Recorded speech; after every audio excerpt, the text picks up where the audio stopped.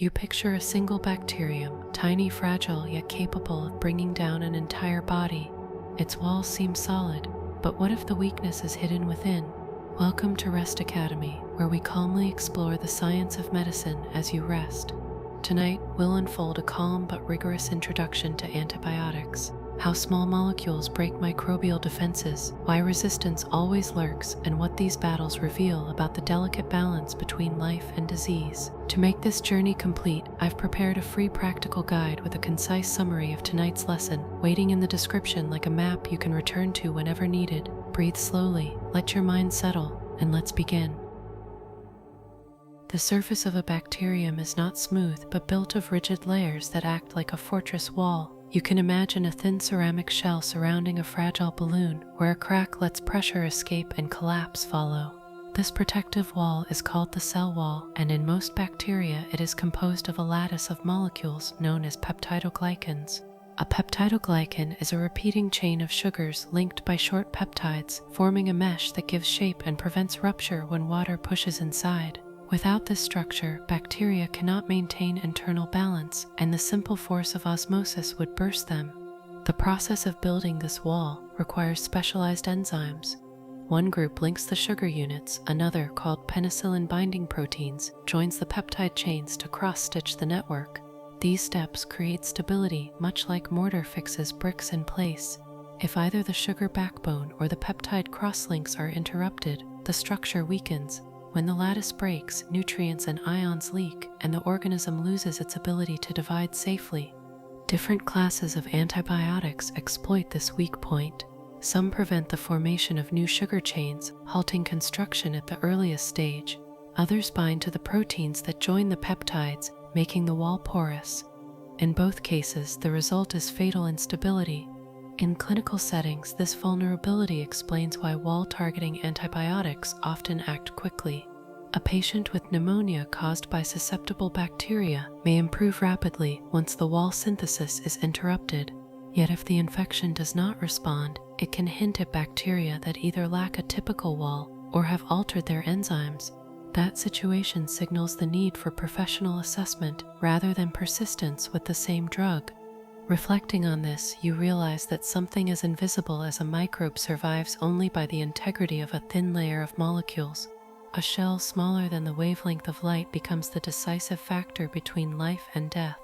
But if the wall is one entry point, what in the drug structure allows it to latch onto the bacterial machinery and hold it still? Hold a small brass key in your mind, simple, rigid, built to fit one lock, and picture that key snapping into a lock so tightly that the lock freezes and the door never closes again. The Beta-Lactam Ring is that key, a four-membered ring under strain, fused to different side groups, designed to jam the final step of bacterial cell wall assembly. Its geometry mimics the short peptide handle that wall-building enzymes expect to grasp. Once it clicks into place, the machinery stalls and the wall cannot be finished. Those wall-building enzymes are often called penicillin binding proteins, PBPs. In objective terms, a major PBP function is transpeptidation, joining peptide chains to cross-link peptidoglycan. The normal substrate at the end of a growing chain is a small dipeptide motif, classically D-ala-D-ala. The beta-lactamase ring resembles that motif closely enough that the enzyme accepts it. When a beta-lactam enters the active site, the ring opens and acylates the enzyme. A covalent bond forms at the catalytic serine. That acyl enzyme is long-lived, so the PBP remains locked and inactive. Without cross-links, the mesh weakens. Autolysins, bacterial enzymes that remodel wall, keep cutting, but new links never form. The balloon behind the wall begins to push outward against a failing shell. Because the key is the same, but key chains differ. Beta-lactams form a family: penicillins, cephalosporins, carbapenems, and monobactams. Each subclass carries the beta-lactam ring plus a distinctive ring or side chain that changes which PBPs it fits best, how it travels through gram-negative porins, and how it tolerates bacterial enzymes that try to chew it up. The ring provides the essential trick. The attachments fine-tune where and how the trick works. Mechanistically, Beta-lactams are bactericidal. They kill rather than merely slow growth because cell wall failure in an osmotically active environment leads to lysis. Their pharmacodynamic signature is time-dependent killing. Instead of delivering a single high surge, they work best when drug concentrations stay above the minimum inhibitory concentration mic for a sufficient fraction of the dosing interval. In practice, that means the clock with the key in the lock matters more than momentary peaks. If exposure dips below that threshold for long stretches, the machinery regains motion and the wall repairs proceed. Coverage varies with structure and access. Gram-positive organisms position their thick wall externally. Beta-lactams reach PBPs readily, and small differences in PBP affinity drive potency. Gram-negative organisms hide PBPs behind an outer membrane and pass molecules inward through porins, protein channels with size and charge preferences. Side chains that favor porin passage improve entry, those that do not restrict action even when the target is ideal. Once inside, the spectrum depends on which PBPs are inhibited. Some agents bind multiple PBPs, disrupting cross-linking broadly, while others favor a subset. Bacteria, for their part, protect the lock or alter the door. One common tactic is secretion of beta-lactamases, enzymes that open the Beta-Lactam Ring before it reaches a PBP, turning the key into scrap metal. Another is PBP alteration, a structural change in the active site so the key no longer fits, as in certain resistant staphylococci.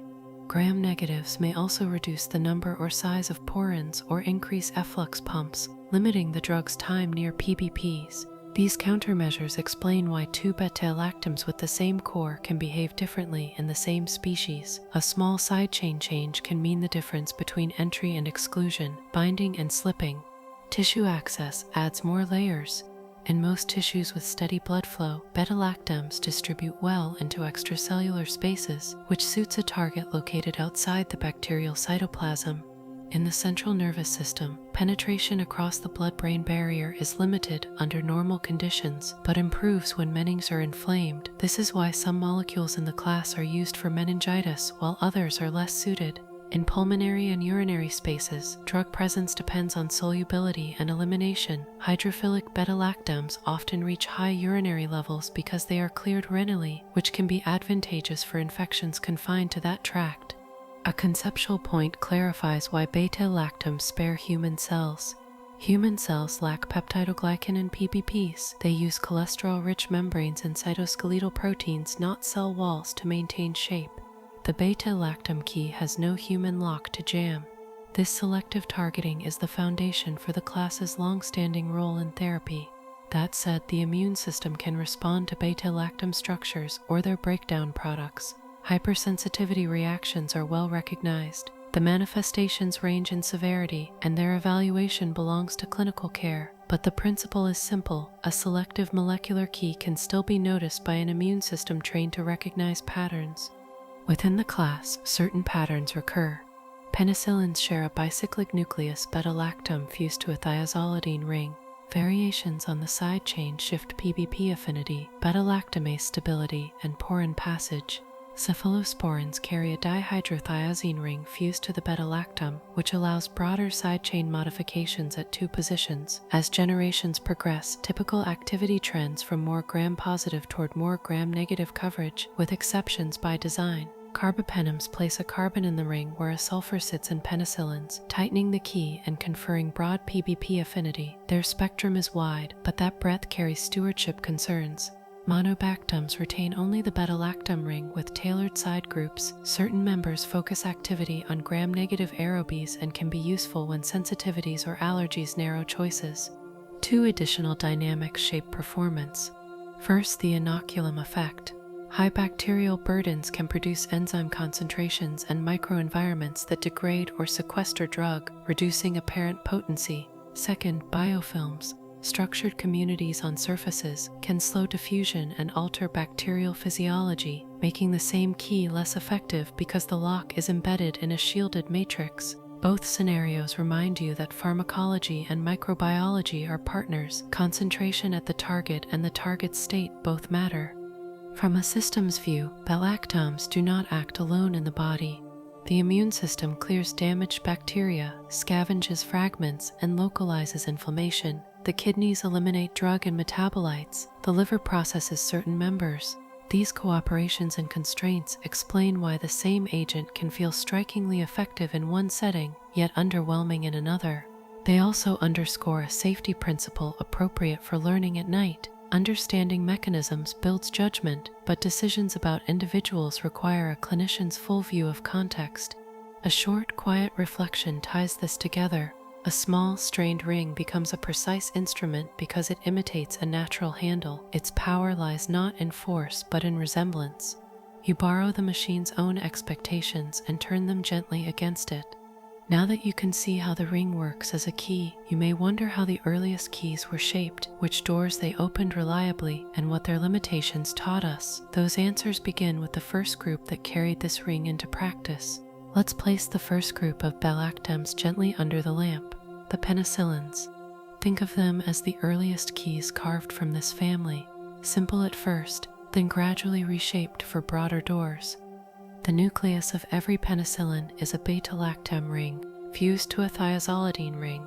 Hanging from this frame is a variable side chain, like a handle you can swap to alter reach and fit. That handle determines much of what each member can open, which PBPs it prefers, how resistant it is to stomach acid, and whether bacterial enzymes can snap it apart. Historically, the natural penicillins, penicillin G injectable and penicillin V oral, were the first. They remain excellent at binding PBPs in many gram-positive cocci such as streptococci and in select organisms like Treponema pilatum. Their weakness lies in fragility. Many gram-negatives block entry, and common staphylococci release beta-lactamases that cut the ring before it reaches its target. To respond, chemists trimmed and extended the side chains. Anti-Staphylococcal penicillins like oxacillin, nafcillin, and dicloxacillin carry bulky groups that physically block the approach of staphylococcal beta-lactamases. They remain focused mainly on gram-positive spheres, especially methicillin-sensitive Staphylococcus aureus, MSSA. Next came the Amino Penicillins, ampicillin and amoxicillin. Their side chains are more polar, so they traverse certain gram-negative porins and bind PBPs there. They keep streptococcal coverage and add some Enterococcus, E. coli, Proteus, and Haemophilus influenzae. But because many of those organisms secrete beta-lactamases, aminopenicillins are often paired with beta-lactamase inhibitors, such as clavulinate or sulbactam. The partner molecule sacrifices itself, allowing the penicillin to survive long enough to reach its lock. Finally, Anti-Pseudomonal Penicillins, piperacillin is the exemplar, stretch their reach even further, fitting PBPs in Pseudomonas aeruginosa and other resistant gram-negatives. Like aminopenicillins, they are vulnerable to enzymatic cleavage and usually travel with an inhibitor such as tazobactam. Mechanistically, all penicillins share the same motion. The Beta-Lactam ring opens, acylates the catalytic serine of the PBP, and freezes the cross-linking reaction. Clinically, their time-dependent killing makes steady exposure more important than high spikes. If you imagine the spectrum of penicillins as a series of widening circles, the innermost ring, natural penicillins, covers many gram-positives and a few specific organisms. The next ring, anti-staphylococcals, is tailored for MSSA. The amino penicillins widen toward common gram-negatives. The outermost, anti-pseudomonals, stretch to some of the most challenging hospital pathogens. Each step outward comes with trade-offs. Greater spectrum can mean greater risk of resistance pressure, and broader coverage can disrupt normal flora more readily. A gentle reminder here, while it's fascinating to trace these patterns, this exploration is educational only, not a guide for personal treatment. In practice, decisions involve cultures, sensitivities, and professional judgment. Now that you've seen how the earliest keys were cut and reshaped, you may wonder how their cousins, the cephalosporins, took the same ring and crafted it into 5 generations of gradually shifting coverage. That's the door we'll open next. Picture a staircase with 5 wide steps, each one leading you farther from a wooden cabin into a stone fortress. Every step strengthens one wall while shifting your view. That staircase is the sequence of cephalosporins, a family of beta-lactams derived from the same central ring, but expanded into distinct generations. Each generation modifies the side chains, altering which bacteria are reached and how resistant the molecule becomes to enzymatic attack. At their heart, cephalosporins have a beta-lactam fused to a dihydrothiazine ring, which provides more space for side chain substitutions compared to penicillins. That flexibility allowed chemists to design derivatives that differ in stability against beta-lactamases, penetration into gram-negative cells, and affinity for PBPs across species. First-generation cephalosporins such as cefazolin, parenteral, and cephalexin oral excel against gram-positive cocci, particularly streptococci, and methicillin-susceptible staphylococci. They also cover limited gram-negative rods, most notably Proteus mirabilis, E. coli, and Klebsiella pneumoniae, often remembered together as PEC. Because of their potency against skin flora, they are frequently used for surgical prophylaxis and skin infections. Second-generation cephalosporins expand slightly into gram-negatives. Examples include cefuroxime and cefoxidin. Some members maintain activity against Haemophilus influenzae, while cefamycins like cefoxidin extend to certain anaerobes such as Bacteroides fragilis, yet their clinical use is less prominent today compared with the first and third generations. Third-generation cephalosporins represent a major shift. Drugs like ceftriaxone, cefotaxime, and ceftazidime penetrate gram-negative organisms much more effectively, aided by improved stability against common beta-lactamases. Ceftriaxone has become central for community-acquired pneumonia, meningitis, and many bloodstream infections because it achieves reliable serum and cerebrospinal fluid concentrations. Ceftazidime stands out within this group for its activity against Pseudomonas aeruginosa, though it sacrifices some gram-positive coverage. Fourth-generation cephalosporins with cefepime as the hallmark aim for balance. They retain strong gram-positive coverage while also targeting resistant gram-negatives, including Pseudomonas. Their chemical structure resists hydrolysis by many beta-lactamases, giving them a wider shield in hospital-acquired infections where multi-drug resistance is common. Fifth-generation cephalosporins, such as ceftaroline, mark a different innovation. Activity against methicillin-resistant Staphylococcus aureus, MRSA. By binding altered PBPs, particularly PBP2A, they reclaim ground loss to resistance. They maintain a spectrum against many gram-negatives, but are not as strong against Pseudomonas compared with cefepime or ceftazidime. Mechanistically, all cephalosporins work the same way. The Beta-Lactam ring acylates PBPs, preventing peptidoglycan cross-linking. What differs is which PBPs they reach and how well they withstand bacterial defenses. In terms of pharmacokinetics, many distribute well into extracellular fluids, and specific members like ceftriaxone achieve therapeutic cerebrospinal levels during meningitis. Clinically, one can visualize their coverage as a shifting pendulum. First-generation agents lean heavily toward gram-positives. Each successive generation swings gradually toward gram-negatives.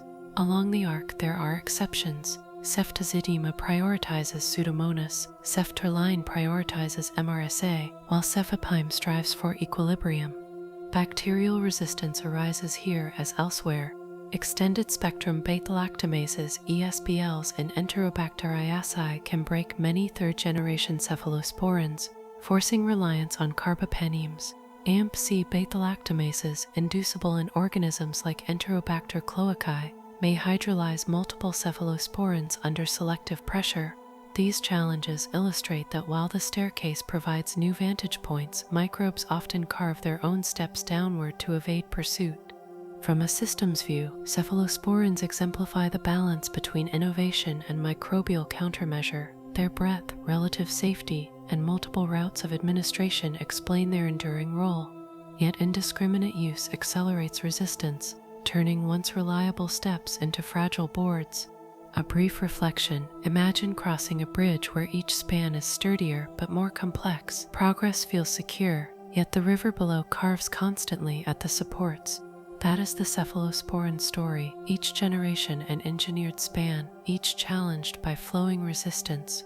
Having climbed the cephalosporin staircase, you may now ask, if side chain substitution can gradually shift coverage, what happens when the entire beta-lactam scaffold itself is reinforced into the most powerful agents, the carbapenems and their singular cousin, the monobactam?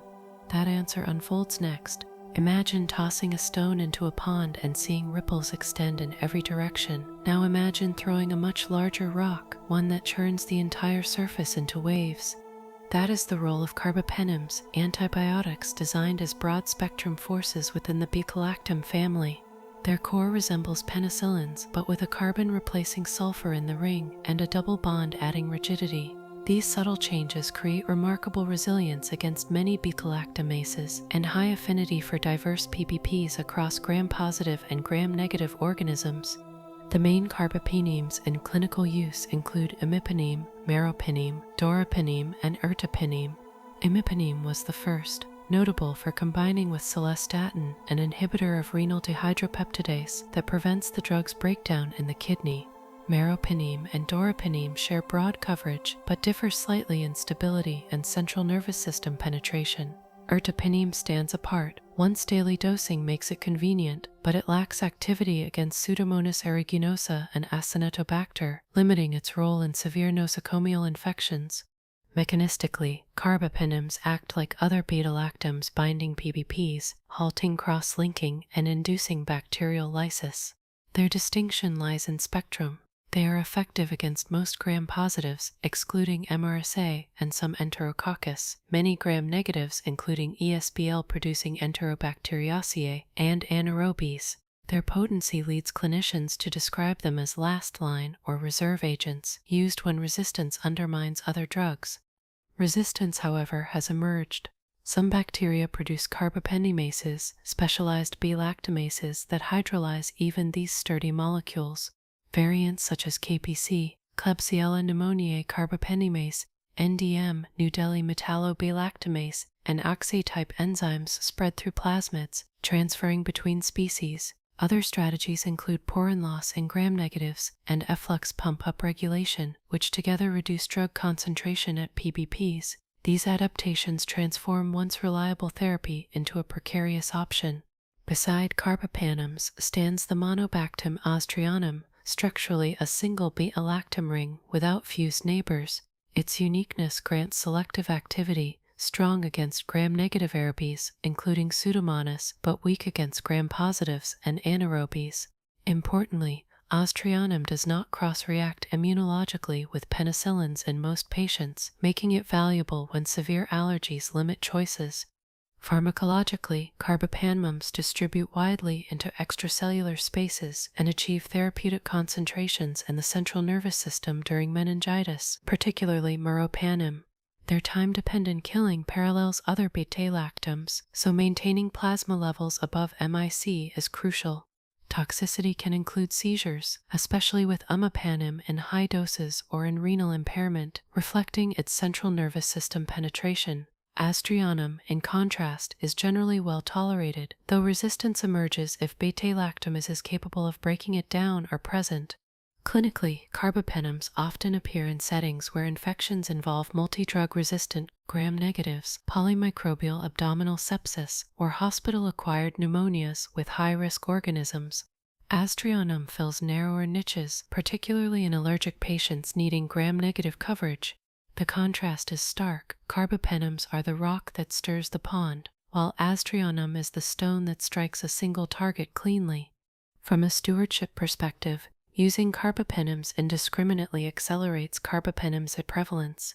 This ecological pressure exemplifies a principle: the broader the weapon, the greater the responsibility in its use. Thus, educationally, it is worth noting that the most powerful agents, though impressive, cannot remain unchallenged indefinitely. A quiet reflection: strength in excess can draw resistance as surely as light draws shadows. Balance lies not in overwhelming force, but in judicious choice. Having seen the outer strength of carbapenems and the singular focus of monobactams, you may now ask, how can medicine preserve beta-lactams in the face of bacterial enzymes designed to cut them apart? That answer unfolds in the story of beta-lactamase inhibitors. Visualize a sculptor chiseling away at a lock to prevent any key from fitting. That is the effect of beta-lactamases, enzymes secreted by bacteria to open the Beta-Lactam Ring and disarm the antibiotic. In response, medicine introduced a second sculptor, Beta-Lactamase Inhibitors, whose task is to occupy or disable the enzyme so that the original beta-lactam key can reach its binding site intact. The earliest inhibitors, clavulanate, sulbactam, and tazobactam, are themselves beta-lactam derivatives. They resemble the antibiotics closely enough that beta-lactamases attack them, but when the enzyme attempts to hydrolyze these molecules, it becomes trapped in a stable acyl enzyme complex. This is often described as a suicide inhibition because the enzyme destroys the inhibitor and itself in the same act. As a result, the paired penicillin remains intact long enough to bind its PBP target. Later generations introduced non-beta-lactam inhibitors such as avibactam, vaborbactam, and relebactam. These molecules are structurally distinct. Avibactam, for example, belongs to the diazebicyclooctane class. Their advantage is broader inhibition, covering enzymes that earlier agents could not neutralize, including many extended-spectrum beta-lactamases, ESBLs, and certain carbapenemases. Importantly, they act reversibly, forming stable but non-destructive complexes with the enzyme, which allows sustained inhibition. Combination therapy is the defining feature of these inhibitors. For instance, amoxicillin clavulanate extends Amino Penicillin activity against resistant Haemophilus influenzae and Moraxella catarrhalis. Ampicillin sulbactam restores function against some Enterobacteriaceae and Anaerobes. Piperacillin tazobactam becomes a hospital cornerstone, extending anti-Pseudomonal coverage. Newer pairings such as ceftazidime avibactam and meropenem vaborbactam address multi-drug-resistant organisms, including carbapenemase producers, underscoring their expanding clinical importance. Mechanistically, the interaction unfolds at the molecular level. A bacterial B-lactamase cleaves the B-lactam ring by attacking its carbonyl carbon. If the substrate is an inhibitor like clavulanate, the ring opens, but instead of being released, the inhibitor rearranges to form a covalent adduct with the active site serine. With avibactam, the inhibitor forms a reversible carbamyl linkage that persists, preventing hydrolysis of true antibiotics. In both cases, the key concept is sequestration. The enzyme is occupied and unavailable for its primary targets. The diversity of beta-lactamases complicates this arms race. Class A enzymes include many ESBLs, often inhibited by clavulanate or avibactam. Class C enzymes AMP-C resist older inhibitors but are neutralized by avibactam. Class B metallo-baclactamases, which use zinc for catalysis, remain challenging because they are unaffected by current inhibitors. Their spread poses ongoing global concern. Class D oxacillinases vary widely, with some vulnerable to avibactam or relebactam, others highly resistant. Pharmacologically, the inhibitors have little intrinsic antibacterial activity, except sulbactam, which has modest activity against Acinetobacter. Their value lies entirely in restoring the activity of the partner beta-lactam. By themselves, they cannot eliminate pathogens, but together they act as a shield and sword combination. The inhibitor blocks the knife, the antibiotic strikes the wall. Clinically, these pairs broaden treatment options for respiratory infections, intra-abdominal sepsis, urinary tract infections, and hospital-acquired pneumonias caused by resistant organisms. Yet the story also highlights stewardship. If inhibitors are used too freely, bacteria adapt by producing enzymes outside the inhibitor's spectrum, or by combining resistance mechanisms such as porin loss and efflux. Thus, the partnership buys time, not permanence. Reflect briefly. When one lock maker forges a stronger lock, another crafts a sharper key. In this cycle, survival depends not on strength alone, but on adaptability. Now that you understand how inhibitors preserve beta-lactams, you may wonder, what about antibiotics that bypass the wall entirely and instead puncture the bacterial membrane itself?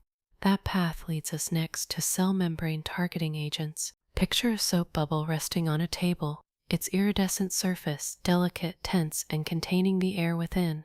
Now imagine pricking that bubble with a pin. The membrane ruptures, contents spill, and the fragile form collapses. In bacteria, the cytoplasmic membrane functions much like that bubble, maintaining gradients of ions and metabolites essential for survival. A select group of antibiotics act directly here, undermining integrity until the organism can no longer sustain itself. Among these, daptomycin is one of the best-known agents. It is a cyclic lipopeptide that inserts its lipid tail into the bacterial membrane of gram-positive organisms in a calcium-dependent manner. Once anchored, daptomycin aggregates and forms channels that allow potassium efflux and membrane depolarization. This loss of electrochemical gradients halts DNA, RNA, and protein synthesis, leading to cell death without necessarily lysing the cell. Clinically, daptomycin covers methicillin-resistant Staphylococcus aureus (MRSA), vancomycin-resistant enterococci (VRE), and other resistant gram-positives.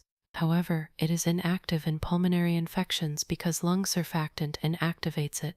Another group is the polymyxins, including polymyxin B and polymyxin E, colistin. These are coenzymic polypeptides that bind the negatively charged lipopolysaccharides of gram-negative outer membranes.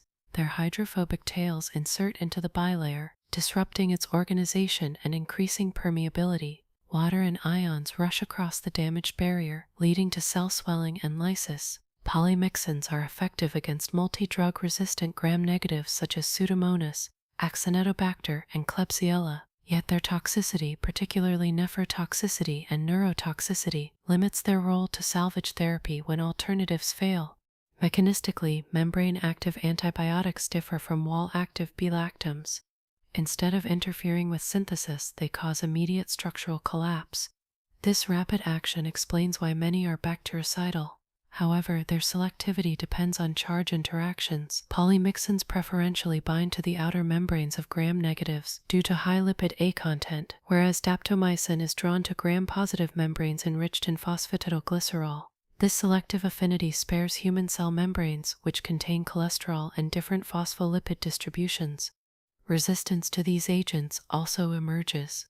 Bacteria may modify lipid A by adding positively charged groups, reducing polymyxin binding. Some gram-positives alter their membrane phospholipids to diminish daptomycin insertion. Efflux pumps and enzymatic modifications add further layers of defense. These adaptations remind us that even direct assault on the membrane is not invulnerable. Pharmacologically, daptomycin is administered intravenously and achieves good tissue penetration except in the lungs. Monitoring for muscle toxicity is essential as it can cause myopathy and elevated creatine kinase. Polymyxins are used cautiously, often in combination therapy, with careful dosing to limit renal injury. Both represent critical last resort drugs in the age of multi-drug resistance. In clinical vignettes, a patient with persistent MRSA bacteremia, unresponsive to vancomycin, may be switched to daptomycin, highlighting its role against gram-positive endovascular infections. Conversely, a patient with ventilator-associated pneumonia due to carbapenem-resistant Klebsiella may receive colistin as one of the few remaining options despite risks. In each scenario, the membrane is the battlefield, and integrity is the decisive factor. Reflecting on this strategy, breaking the walls of a fortress may be slow, but piercing its skin directly brings immediate collapse. Yet such drastic methods carry collateral damage, reminding us that power must be handled with caution. From here, curiosity naturally shifts. If some drugs puncture membranes, others intervene earlier in the metabolic chain, blocking pathways that supply essential building blocks. The next step leads us into the domain of folate pathway inhibitors. Imagine a printing press in a medieval workshop. Each letter block must be carefully carved, arranged, and inked before paper receives the impression. If the supply of carved blocks is cut off, no matter how much ink flows or how fast the press spins, no text emerges. In bacteria, the equivalent of those blocks is nucleotides, the building units of DNA and RNA. The folate synthesis pathway provides them, and when it is interrupted, bacterial replication halts.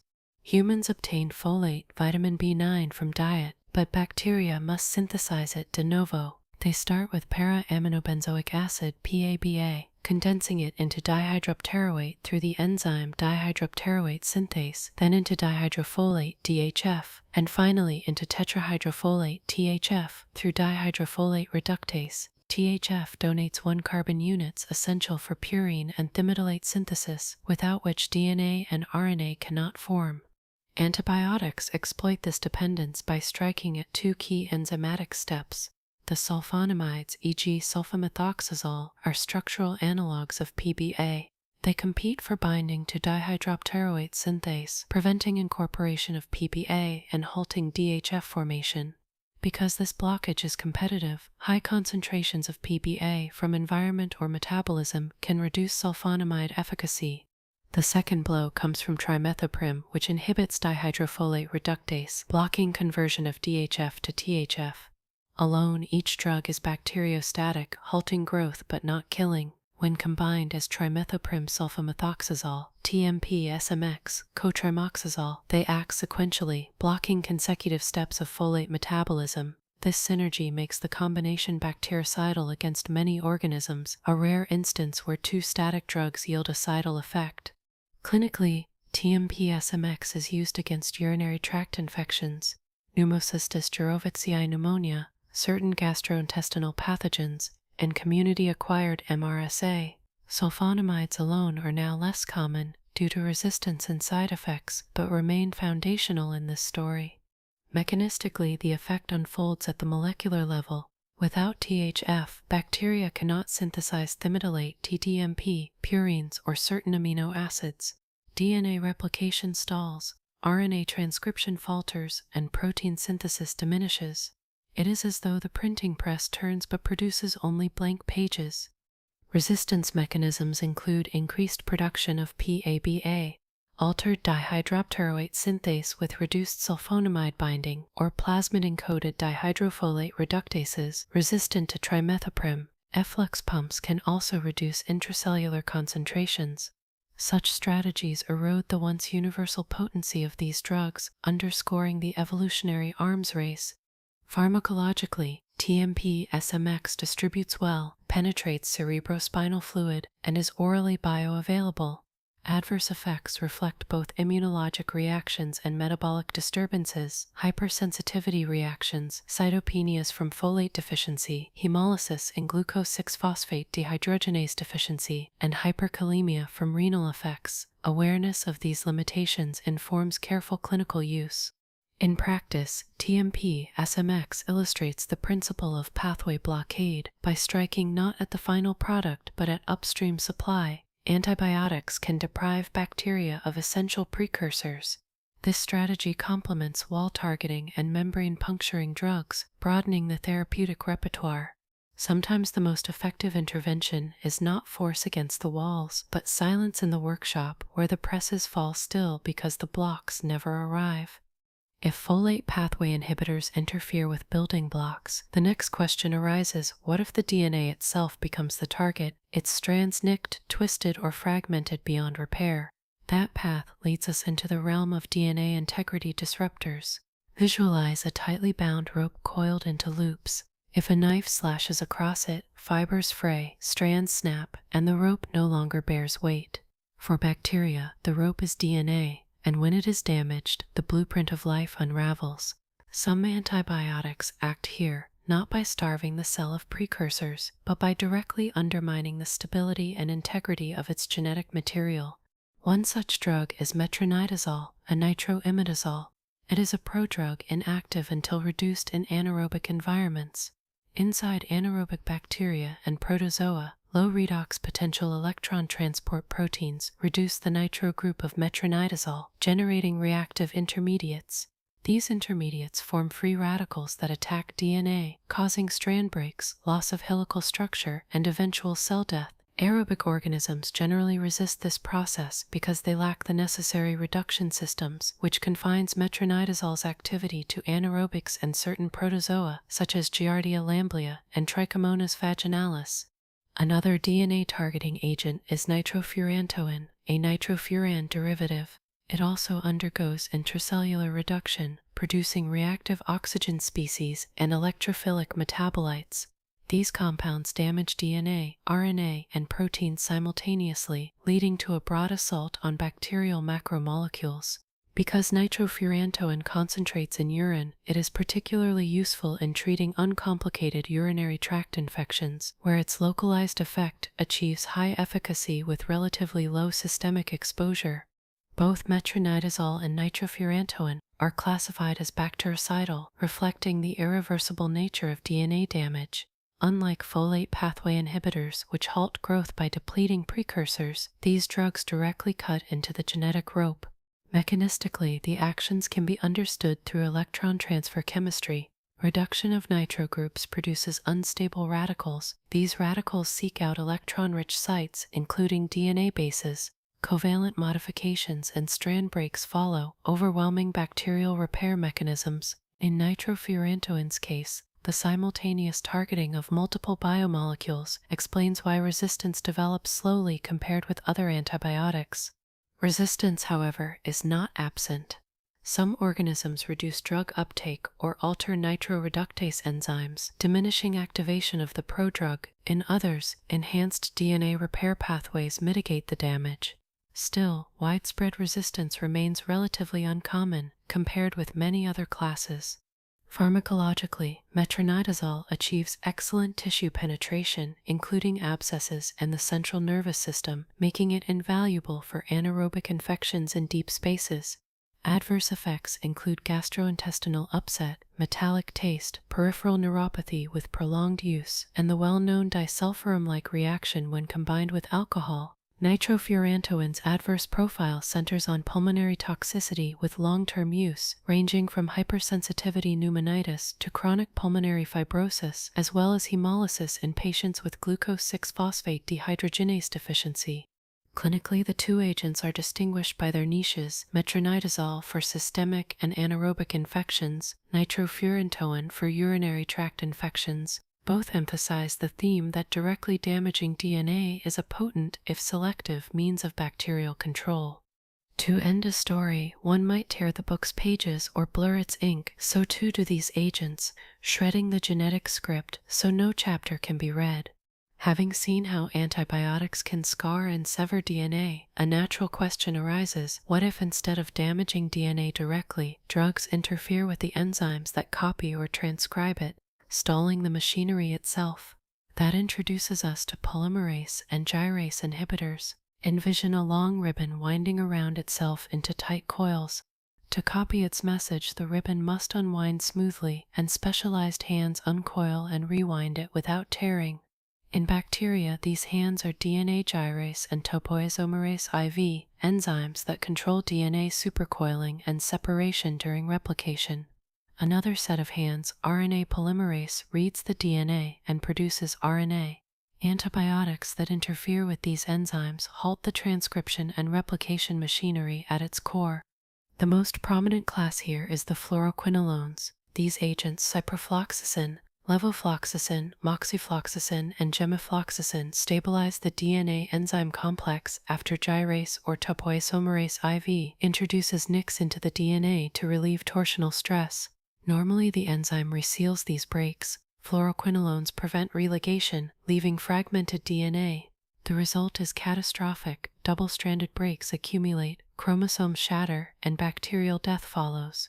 Their spectrum includes a wide range of gram-negatives, with later generations adding gram-positive and atypical coverage. Another key drug is rifampin, which binds the BET subunit of DNA-dependent RNA polymerase. By blocking the initiation of RNA synthesis, it prevents transcription altogether. Though bactericidal, rifampin is rarely used alone because resistance develops quickly through single-step mutations in the RPOB gene. Instead, it plays a central role in combination regimens, especially for Mycobacterium tuberculosis and certain staphylococcal infections involving prosthetic material. Its vivid red-orange discoloration of bodily fluids is a memorable, though benign effect. Mechanistically, these antibiotics show that interrupting information flow can be as lethal as damaging the template itself. Whereas DNA-damaging agents shred the book, fluoroquinolones and rifampin seize the scribe's hands, preventing any copy from being written. Resistance illustrates the evolutionary arms race. Bacteria acquire point mutations in gyra or PARC genes, encoding gyrase and topoisomerase IV, reducing drug binding. Efflux pumps and decreased permeability in gram-negatives further undermine fluoroquinolone efficacy. For rifampin, single amino acid substitutions in RNA polymerase confer high-level resistance, mandating its use in multi-drug regimens. Pharmacologically, fluoroquinolones are well absorbed orally, distribute widely, and achieve therapeutic levels in many tissues, including bone and lung. However, safety concerns limit their routine use. Tendinopathy and tendon rupture, QT prolongation, dysglycemia, and risk of aortic aneurysm have all been documented. Rifampin induces cytochrome P450 enzymes, accelerating metabolism of numerous drugs, from anticoagulants to contraceptives, and complicating therapy. Clinically, ciprofloxacin remains valued for urinary tract and gastrointestinal infections caused by gram-negatives, while levofloxacin and moxifloxacin cover respiratory pathogens. Rifampin, meanwhile, is indispensable in tuberculosis therapy and as adjunctive treatment for hardware-associated staphylococcal infections. Together, they exemplify the strategy of disarming enzymes at the heart of genetic information flow. Stopping a message can mean burning the script, but it can also mean silencing the voice that would read it aloud. In both ways, the story ends unfinished. From here, the next logical step is to follow the pathway from DNA to protein. If enzymes that copy and transcribe genes can be stopped, what about the factories that assemble proteins themselves? This question brings us to antibiotics that target ribosomal subunits. Imagine a factory floor where workers assemble machines from blueprints, conveyor belts carry parts, robotic arms place components, and each station contributes to the final product. In bacteria, the ribosome is that factory, translating messenger RNA into proteins. It is composed of two subunits, the 30S and 50S, which cooperate to read codons, match transfer RNAs, and form peptide bonds. If either subunit is disrupted, the factory stalls and no proteins emerge. Several antibiotic classes act here, binding to ribosomal RNA or associated proteins to halt translation. Among the 50s targeting agents, macrolides are prominent. Drugs such as erythromycin, clarithromycin, and azithromycin bind to the 23S rRNA of the 50 subunit, blocking the exit tunnel of the growing peptide chain. This prevents elongation and stalls protein synthesis. They are bacteriostatic against many gram-positives and atypicals, but bactericidal in high concentrations or against highly susceptible organisms. Clinically, azithromycin is favored for respiratory infections and sexually transmitted diseases due to its long half-life and tolerability. Another 50s agent is clindamycin, which binds a similar site and also inhibits peptide elongation. Its niche includes anaerobic infections above the diaphragm and skin soft tissue infections, particularly those caused by streptococci and staphylococci. However, its use is shadowed by a high risk of Clostridioides difficile colitis. Chloramphenicol, once widely used, also targets the 50-A subunit by inhibiting peptidyltransferase activity, though its association with aplastic anemia has relegated it to rare indications such as rickettsial diseases in resource-limited settings. Linezolid, an oxazolidinone, uniquely prevents formation of the initiation complex at the 50-A subunit, offering potent activity against multi-drug-resistant gram-positives, including MRSA and VRE. Turning to the 30 subunit, two main groups emerge, aminoglycosides and tetracyclines. Aminoglycosides gentamicin, tobramycin, amikacin bind irreversibly to the 30 subunit, causing misreading of codons and premature termination. The resulting defective proteins destabilize membranes, giving aminoglycosides their bactericidal activity. They excel against aerobic gram-negative bacilli, though nephrotoxicity and ototoxicity limit prolonged use. Tetracyclines, by contrast, reversibly bind the 30 subunit and prevent aminoacyl tRNA from accessing the ribosome. This halts elongation, leaving them bacteriostatic. Doxycycline and minocycline exemplify the class, with indications ranging from atypical pneumonias to tick-borne illnesses. Mechanistically, the effect of ribosomal inhibition depends on whether the binding is reversible or irreversible. Aminoglycosides, irreversible binding and generation of faulty proteins tip the balance toward bacterial death, whereas reversible inhibitors such as macrolides and tetracyclines merely stall growth, allowing host defenses to complete the clearance. Resistance strategies abound.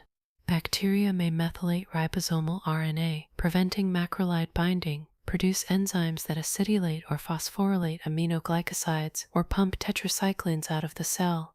point mutations and efflux mechanisms have emerged across many classes, reflecting the evolutionary value of preserving protein synthesis. Pharmacologically, ribosome-targeting antibiotics vary in distribution. Macrolides achieve high intracellular concentrations, useful against atypicals. Aminoglycosides remain largely extracellular, explaining their synergy with cell wall active agents. Tetracyclines distribute widely but bind calcium, leading to contraindications in children and pregnancy. Clinically, choices reflect both pathogen and patient. Linezolid becomes a lifeline in resistant gram-positive infections but requires vigilance for bone marrow suppression and serotonin syndrome. Aminoglycosides remain vital in severe gram-negative sepsis, especially in combination regimens. Tetracyclines' oral availability makes them versatile, while macrolides retain a central role in respiratory and sexually transmitted infections. To paralyze a factory, one may smash its machines or simply stop its workers' hands. Either way, production ceases and silence spreads across the floor. With the ribosomal story complete, the next inquiry arises. If each antibiotic class has its own focus, how do they collectively map onto the major bacterial groups, gram-positive, gram-negative, anaerobic, and atypical? That brings us to the exploration of antibiotic spectrum. Picture a large map divided into colored regions, each representing a different territory. Some areas are vast plains, others are mountainous enclaves, and each requires different tools to navigate. In microbiology, this map is the bacterial spectrum, and antibiotics are the travelers whose passports grant access to certain regions while barring others. Understanding the spectrum means knowing which agents cover gram-positive bacteria, which extend into gram-negative zones, which descend into the anaerobic depths, and which cross into the atypical outskirts.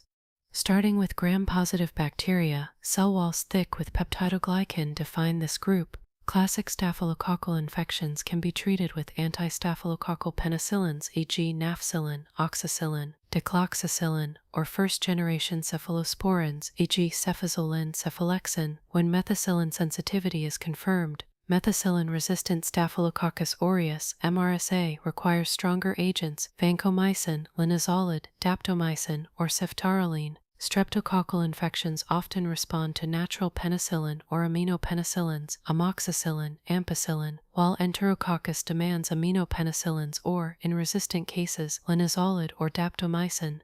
Listeria monocytogenes, though less common, also relies on amino penicillins or, alternatively, trimethoprim sulfamethoxazole. Moving to gram-negative bacteria, the outer membrane presents an added barrier, requiring broader spectrum drugs. A useful mnemonic is hen's peck. Haemophilus influenzae, Enterobacter, Neisseria, Serratia, Proteus, Escherichia coli, and Klebsiella. Amino Penicillins plus Beta-Lactamase Inhibitors, extended spectrum cephalosporins, 2nd through 4th generations, Carbapenems, Monobactams, and fluoroquinolones all cover significant portions of this group. For resistant pathogens such as Pseudomonas aeruginosa and Acinetobacter, Anti-Pseudomonal Penicillins, Piperacillin tazobactam, ceftazidime, cefepime, carbapenems, aminoglycosides, and even polymyxins may be required. Extended spectrum beta-lactamase (ESBL) producers challenge therapy further, often leaving carbapenems, aminoglycosides, or polymyxins as the most reliable choices. In the realm of anaerobes, one can divide coverage by anatomical location. Above the diaphragm, clindamycin remains a useful option. Below the diaphragm, metronidazole dominates. Broad spectrum coverage across both regions comes from carbapenems and piperacillin tazobactam. C. difficile infections are a special case, treated with oral vancomycin or fidexomycin, with metronidazole reserved for certain circumstances. Finally, atypical bacteria, organisms lacking classic cell wall structures or residing intracellular, require agents that penetrate cells and act independently of peptidoglycan. Mycoplasma, chlamydia, and legionella are covered by tetracyclines, macrolides, and fluoroquinolones. Tick-borne bacteria such as Borrelia burgdorferi, Rickettsia, and Ehrlichia also respond well to doxycycline, while syphilis caused by Treponema pallidum remains classically sensitive to penicillin G. The concept of spectrum extends beyond microbiology into clinical reasoning. Empiric therapy for pneumonia may combine ceftriaxone with azithromycin to cover both typical and atypical organisms. For abdominal infections, metronidazole plus a cephalosporin covers both anaerobes and gram-negatives. Once culture results clarify the true pathogen, clinicians de-escalate to narrow-spectrum therapy, preserving broader agents for resistant infections. Resistance reshapes the map continually. Emergence of MRSA redrew the gram-positive landscape. ESBL-producing Enterobacteriaceae shifted boundaries in the gram-negative zone. Carbapenem-resistant organisms carved out resistant enclaves requiring polymyxins or novel Beta-Lactamase inhibitor combinations. The spectrum is therefore a dynamic cartography adjusted with every mutation and every treatment failure. Pharmacologically, spectrum influences drug choice as much as patient factors. Tissue penetration, toxicity, and drug interactions all modulate whether in antibiotics theoretical coverage translates into clinical effectiveness. Studying the spectrum is like tracing a map where borders never rest. To walk it well, you must know not only where the paths lead, but also how often they shift. From mapping the spectrum, the natural progression is to examine how clinicians select empiric regimens. Broad coverage started before cultures reveal the invader. Imagine entering a dark room with only vague sounds hinting at what lies inside. Before the lights turn on, you must choose tools that will protect you against whatever you might encounter. In clinical medicine, this situation parallels the start of therapy for serious infections. You cannot always wait for cultures to identify the culprit, so you reach for empiric antibiotics, broad-spectrum choices designed to cover the most likely pathogens until the exact organism and sensitivities become clear.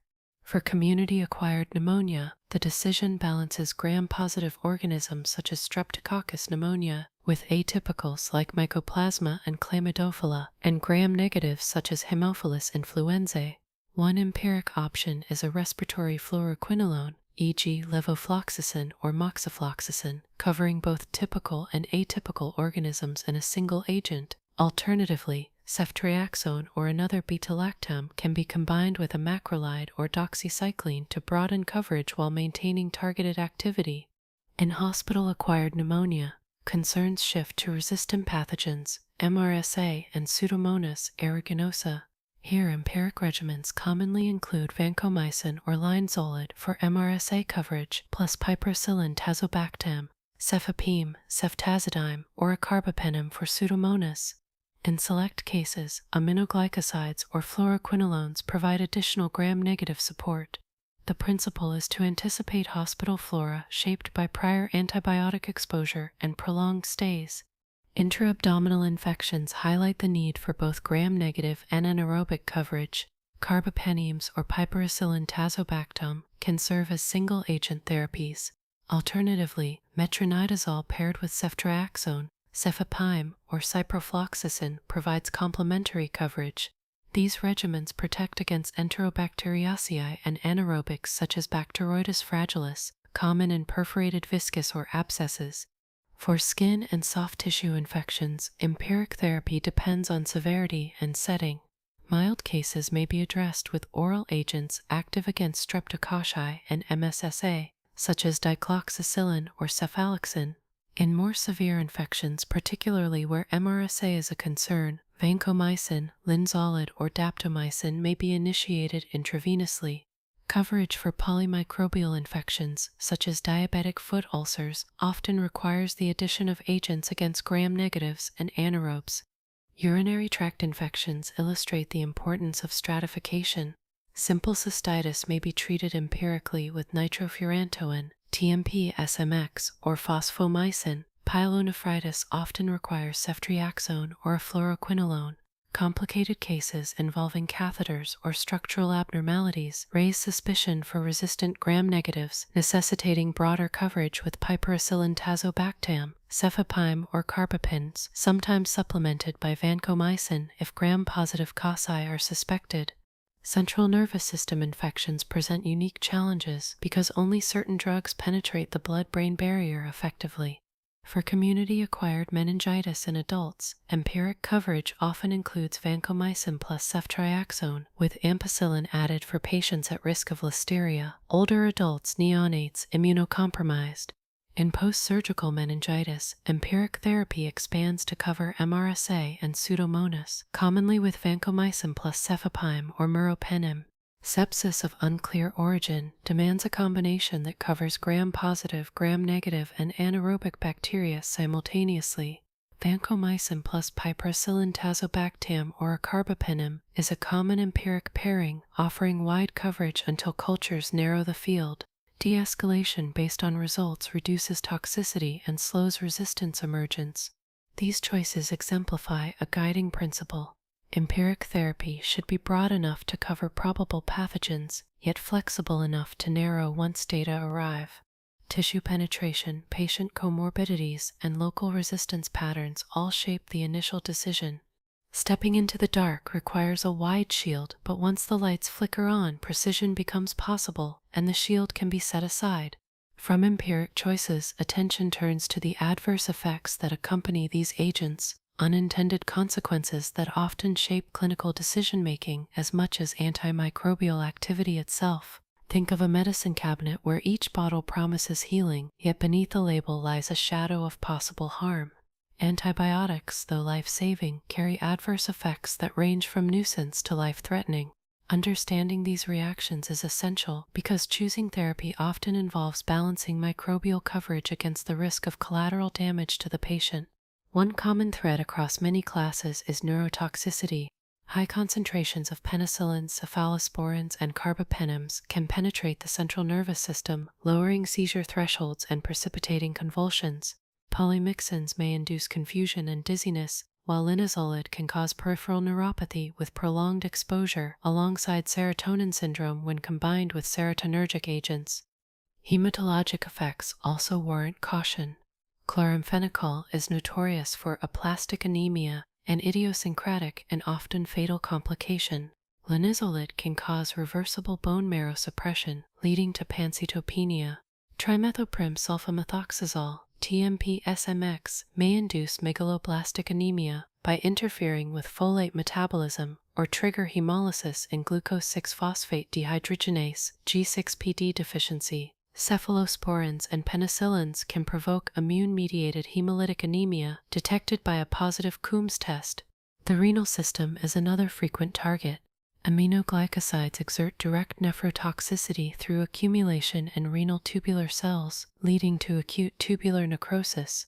Vancomycin, especially when combined with aminoglycosides, increases nephrotoxic risk.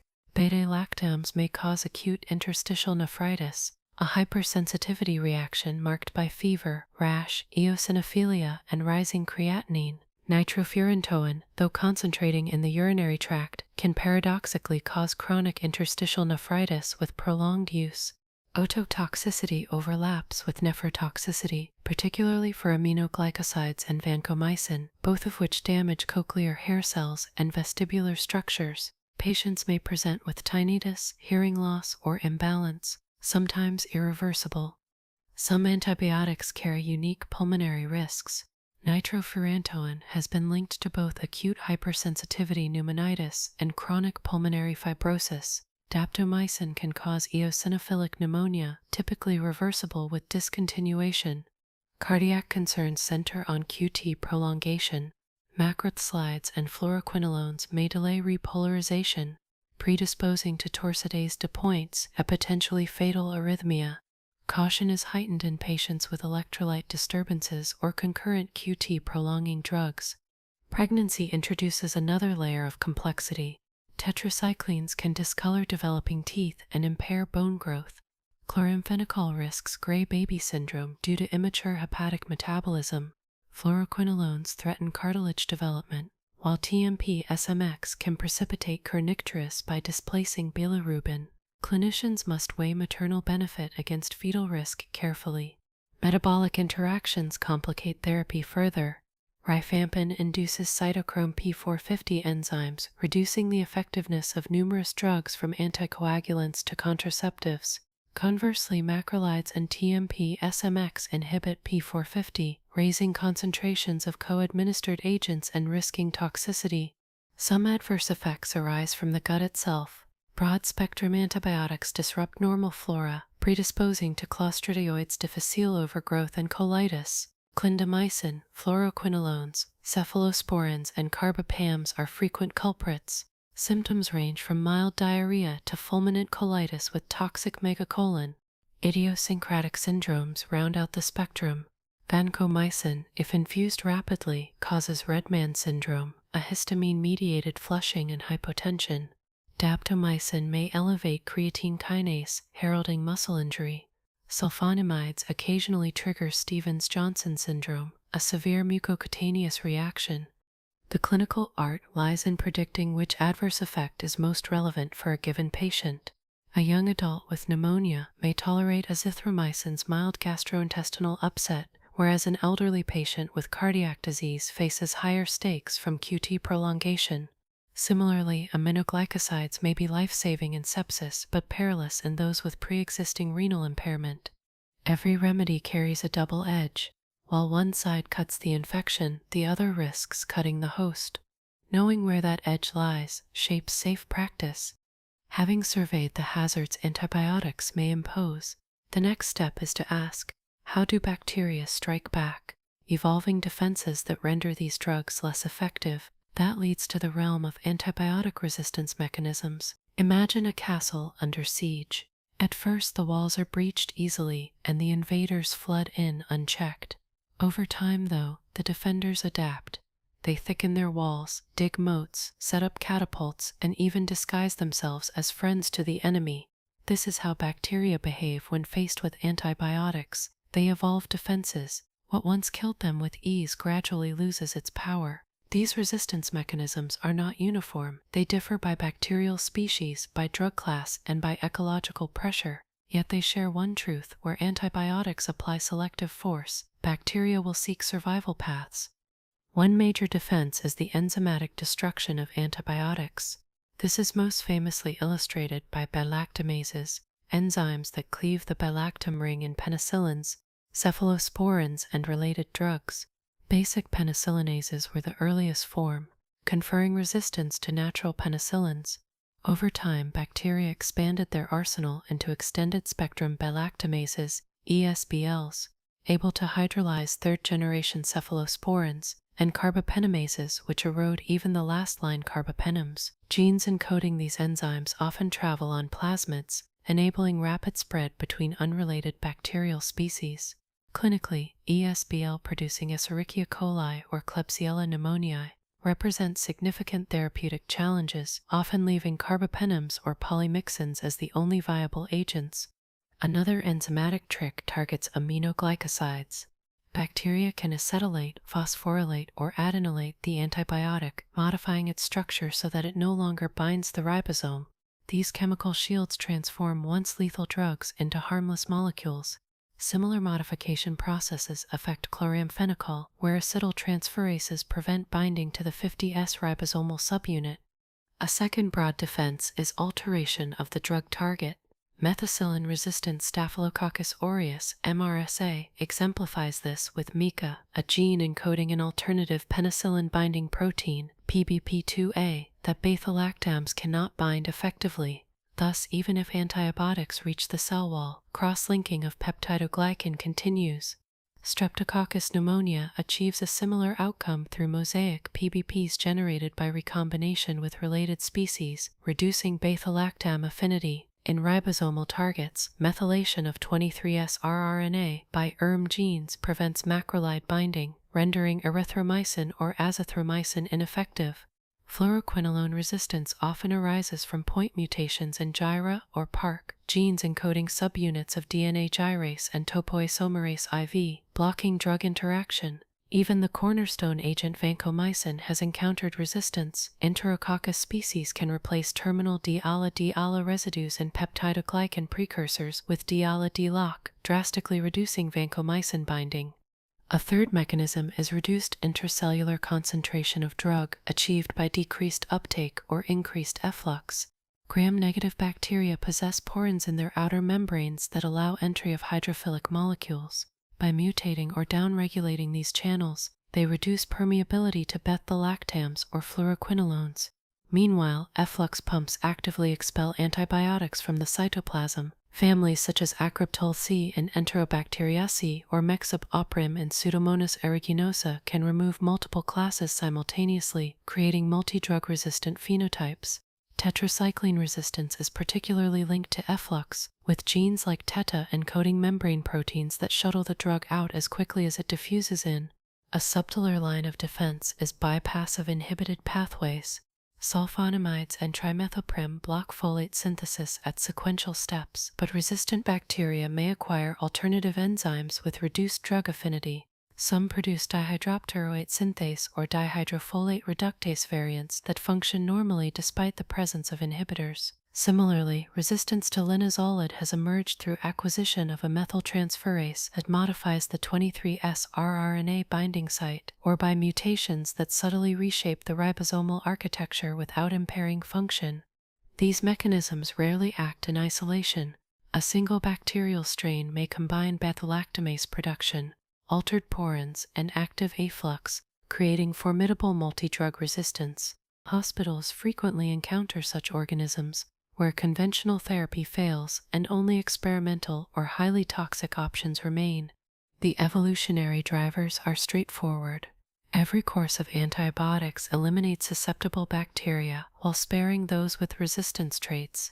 In crowded ecosystems, human intestines, hospital wards, livestock farms, resistant strains expand rapidly. Plasmids, transposons, and integrons facilitate horizontal gene transfer, turning resistance into a communal resource shared across species. For example, the New Delhi metallo-beta-lactamase NDM gene has traveled globally, spreading carbapenem resistance from Klebsiella to E. coli and beyond. Clinically, resistance transforms therapy. MRSA shifted hospitals away from oxacillin and toward vancomycin, later to linezolid and daptomycin, as vancomycin intermediate strains appeared. ESBL producers forced reliance on carbapenems, which then selected for carbapenem-resistant Enterobacteriaceae (CRE). The cycle highlights the inevitability of resistance following widespread drug use. It is not a failure of science, but a natural consequence of microbial adaptation. From a pharmacological perspective, awareness of local resistance patterns, the antibiogram, is essential. In one hospital, fluoroquinolones may still treat urinary tract infections reliably, while in another, they may be useless due to left 30% resistance among E. coli. Travel history also matters, since resistant clones spread across borders. For instance, travelers returning from South Asia may carry organisms resistant to multiple drug classes. Case vignettes illustrate the impact. Consider a patient with bloodstream infection due to Klebsiella pneumoniae. Initial empiric therapy with cefepime fails as cultures reveal ESBL production. Therapy escalates to meropenem, but later susceptibility testing shows carbapenemase activity, leaving colistin as the last option. The patient develops nephrotoxicity, underscoring the clinical and safety challenges posed by resistance. Another example, a young adult with community pneumonia fails azithromycin therapy due to widespread macrolide resistance in Mycoplasma pneumoniae. Doxycycline ultimately succeeds, but the episode highlights shifting patterns that clinicians must anticipate. Resistance does not remain static. Selective pressure wanes if drug use declines, sometimes allowing susceptibility to return. In parts of Europe, reduced macrolide prescribing has modestly lowered resistance rates in Streptococcus pneumonia. Yet overall, the trend is upward, reflecting both medical and agricultural drivers. Antibiotics in livestock select resistant gut flora that can transfer to humans via food chains or environmental runoff. From a mechanistic standpoint, research into resistance reveals fascinating molecular adaptations. Beta-lactamases encompass diverse classes, serine-based enzymes that attack the beta-lactam bond directly, and metallo-beta-lactamases that use zinc ions to catalyze hydrolysis. Each new inhibitor spurs bacterial evolution toward broader activity. Efflux pumps recognize substrates promiscuously, reflecting evolutionary pressure to expel toxins in general, not just antibiotics. Mutations in ribosomal RNA occur at sites where antibiotics bind but preserve essential protein synthesis, illustrating a delicate balance between resistance and viability. One must also consider the role of biofilms, structured microbial communities encased in extracellular polymeric substance. Within biofilms, bacteria exhibit dramatically increased tolerance to antibiotics, partly due to poor penetration, altered metabolic states, and cooperative defense strategies. Chronic infections such as prosthetic joint infections or cystic fibrosis lung disease exemplify this phenomenon, where even susceptible organisms persist despite aggressive therapy. Clinicians recognize resistance not only as a laboratory phenomenon but as a practical barrier. It influences empiric therapy, hospital infection control, and even surgical decisions. In intensive care units, resistant gram-negatives dictate which prophylactic antibiotics can be given safely. In oncology wards, neutropenic patients face heightened risk from resistant flora colonizing their gut. Bacteria resist as rivers resist dams. If one channel is blocked, the water finds another course. The flood adapts, never ceasing. Having traced the mechanisms by which bacteria resist antibiotics, the inquiry naturally flows toward the strategies humans develop to counter resistance. From stewardship to novel drug design, envision a chess match played over centuries, each side learning from the other's last move.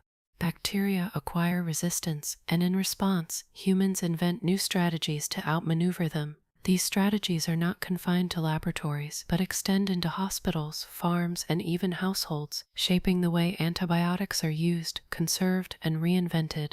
The effort to counter resistance relies on two broad fronts: preserving the power of existing drugs through stewardship and infection control, and developing innovations in drug design and therapy. Antibiotic stewardship begins with a deceptively simple principle: use antibiotics only when necessary, and use them wisely. In practice, this means distinguishing between bacterial and viral infections, avoiding unnecessary prescriptions, and choosing narrow-spectrum agents when possible.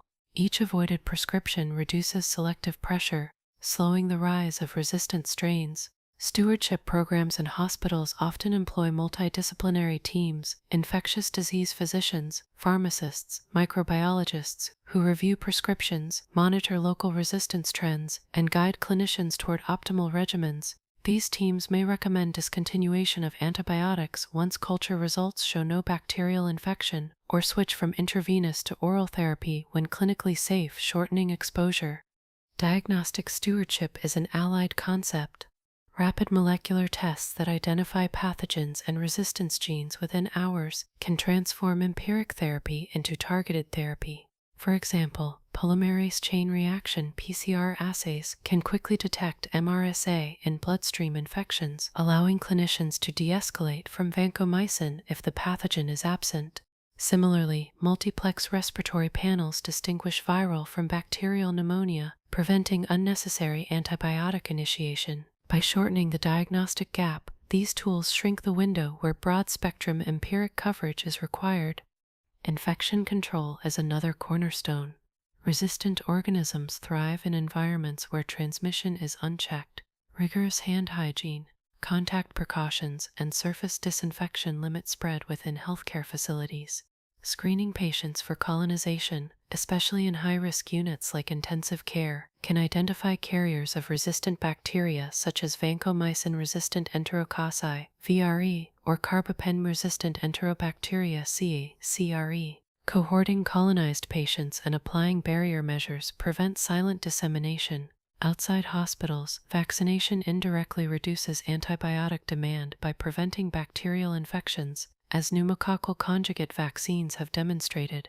Beyond stewardship, drug innovation seeks to restore lost efficacy. One successful strategy has been the development of beta-lactamase inhibitors, molecules that shield beta-lactam antibiotics from enzymatic destruction.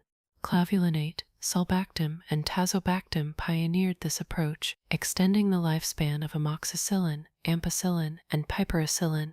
More recently, newer inhibitors such as avibactam, relebactam, and vaborbactam have broadened coverage against ESBLs and certain carbapenemases. By combining antibiotics with inhibitors, clinicians effectively disarm bacterial defenses without altering the core drug.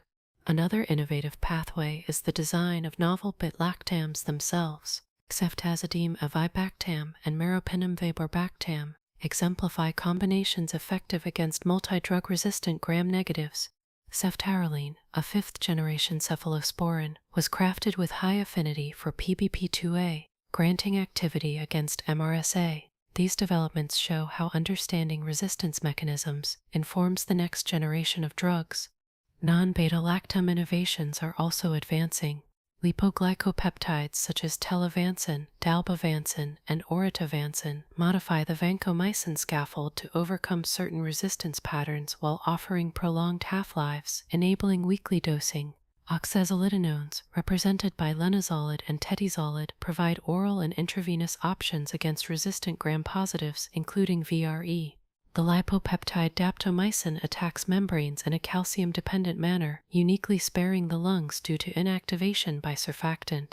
These additions diversify the arsenal beyond traditional classes. Beyond modifying existing drug classes, researchers explore entirely novel targets. Inhibitors of bacterial fatty acid synthesis, quorum sensing, or virulence factors aim not to kill bacteria directly, but to disarm them, reducing selective pressure for resistance. The concept of antivirulence therapy proposes that disabling toxins or adhesion molecules may render pathogens less harmful and more easily cleared by the immune system.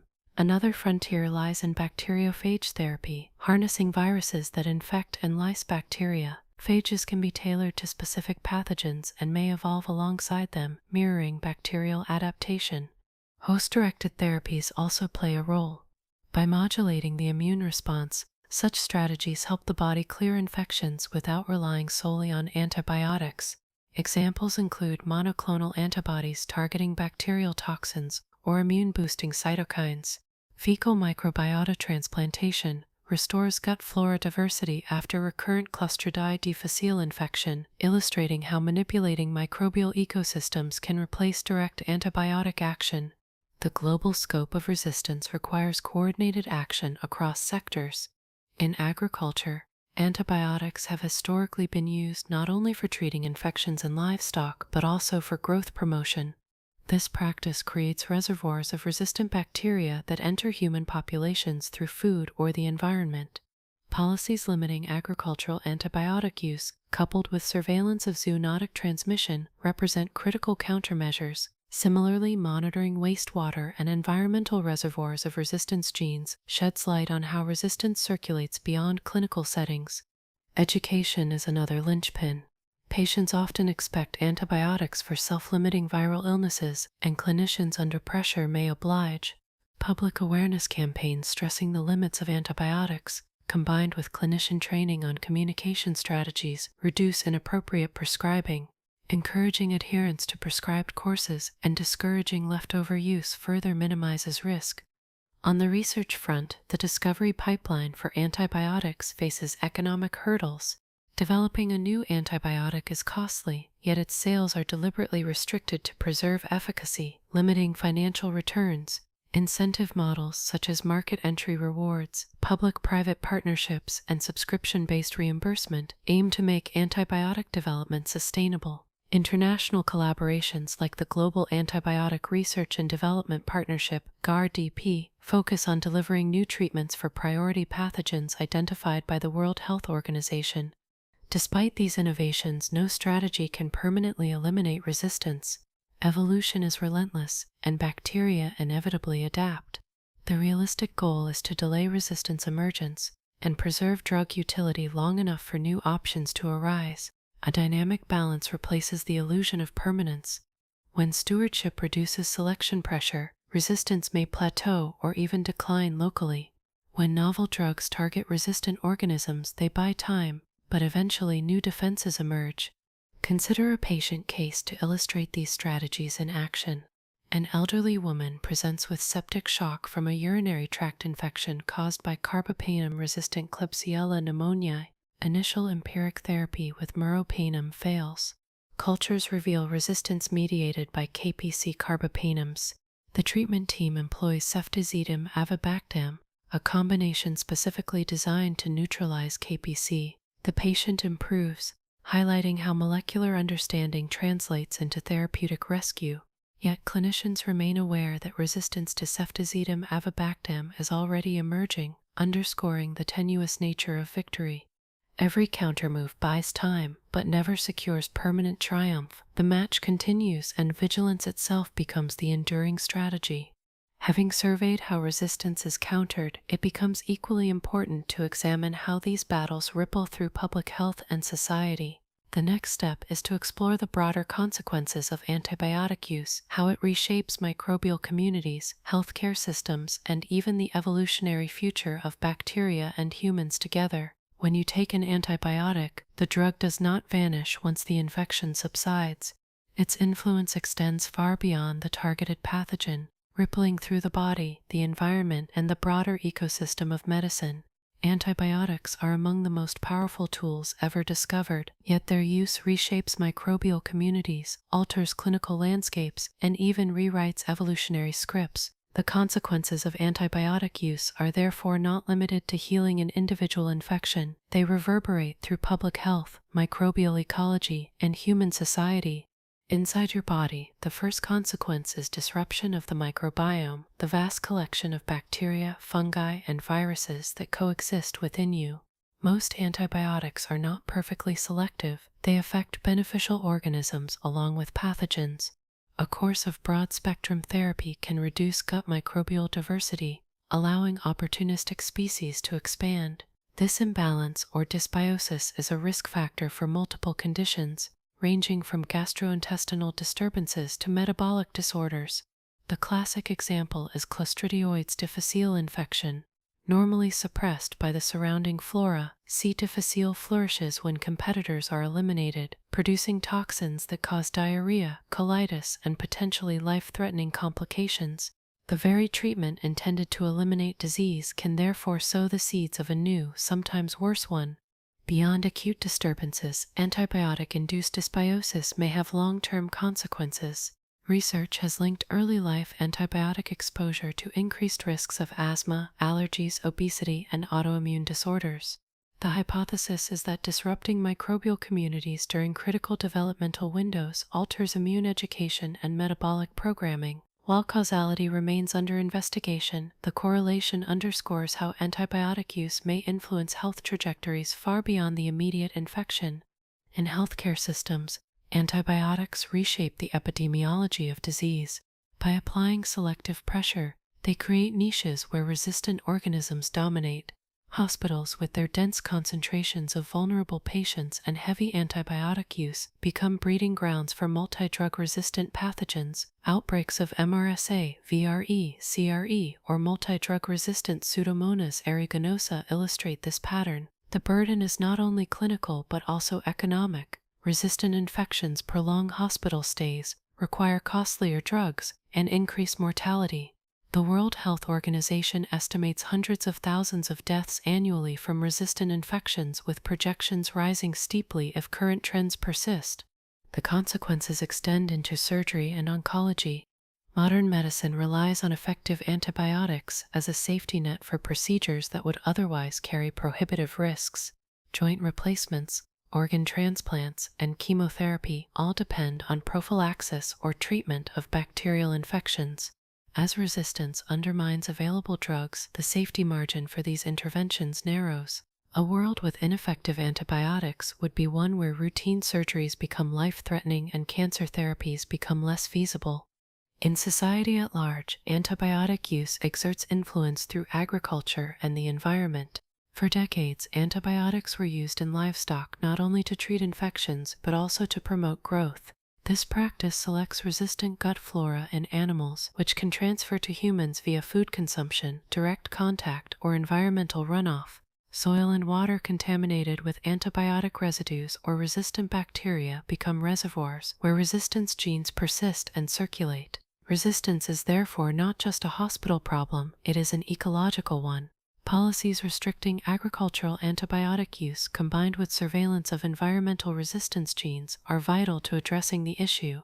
Antibiotics also influence bacterial evolutionary dynamics. Each dose is an experiment in natural selection, where susceptible organisms perish and resistant ones persist. Over time, resistance genes accumulate within microbial populations, often clustering on plasmids alongside other resistance determinants. The result is multi-drug resistance, where a single genetic event confers survival against multiple classes. This evolutionary acceleration means that even new drugs face obsolescence within years, not decades. The phenomenon is not malicious intent, but adaptive inevitability. Bacteria survive by exploiting every possible genetic variation. These consequences complicate public health policy.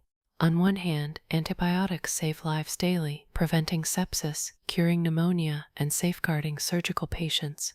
On the other, every prescription carries hidden costs: loss of microbiome diversity, promotion of resistance, environmental contamination. Policymakers face a delicate balance. Restricting access may reduce resistance, but risks undertreatment in resource-limited settings. Liberal use ensures immediate care, but accelerates long-term resistance. This tension defines much of the global conversation on antibiotic stewardship. Consider clinical vignettes that reveal these consequences in real time. A middle-aged man treated with fluoroquinolones for urinary tract infection develops tendon rupture, a rare but serious side effect, illustrating how consequences may manifest outside microbial ecology. An elderly woman recovering from pneumonia develops C. difficile colitis after broad-spectrum therapy, highlighting microbiome disruption. A child with leukemia relies on prophylactic antibiotics to prevent infections during chemotherapy, yet prolonged prophylaxis increases colonization with resistant organisms, complicating later treatment. Each case illustrates how antibiotic use interlaces benefits and risks, immediate victories and long-term consequences. From a systems perspective, consequences include economic costs. Resistant infections require more expensive agents, longer hospital stays, and intensive care. Lost productivity due to prolonged illness further compounds the burden. Estimates suggest billions of dollars in annual costs globally, with disproportionate impact in low and middle-income countries where resources for advanced treatments are limited. Antibiotic resistance thus exacerbates health inequities, widening the gap between well-resourced and struggling healthcare systems.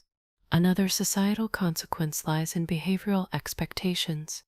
In many cultures, patients equate antibiotics with strong medicine and expect them for common illnesses like colds or flu, despite their viral origin.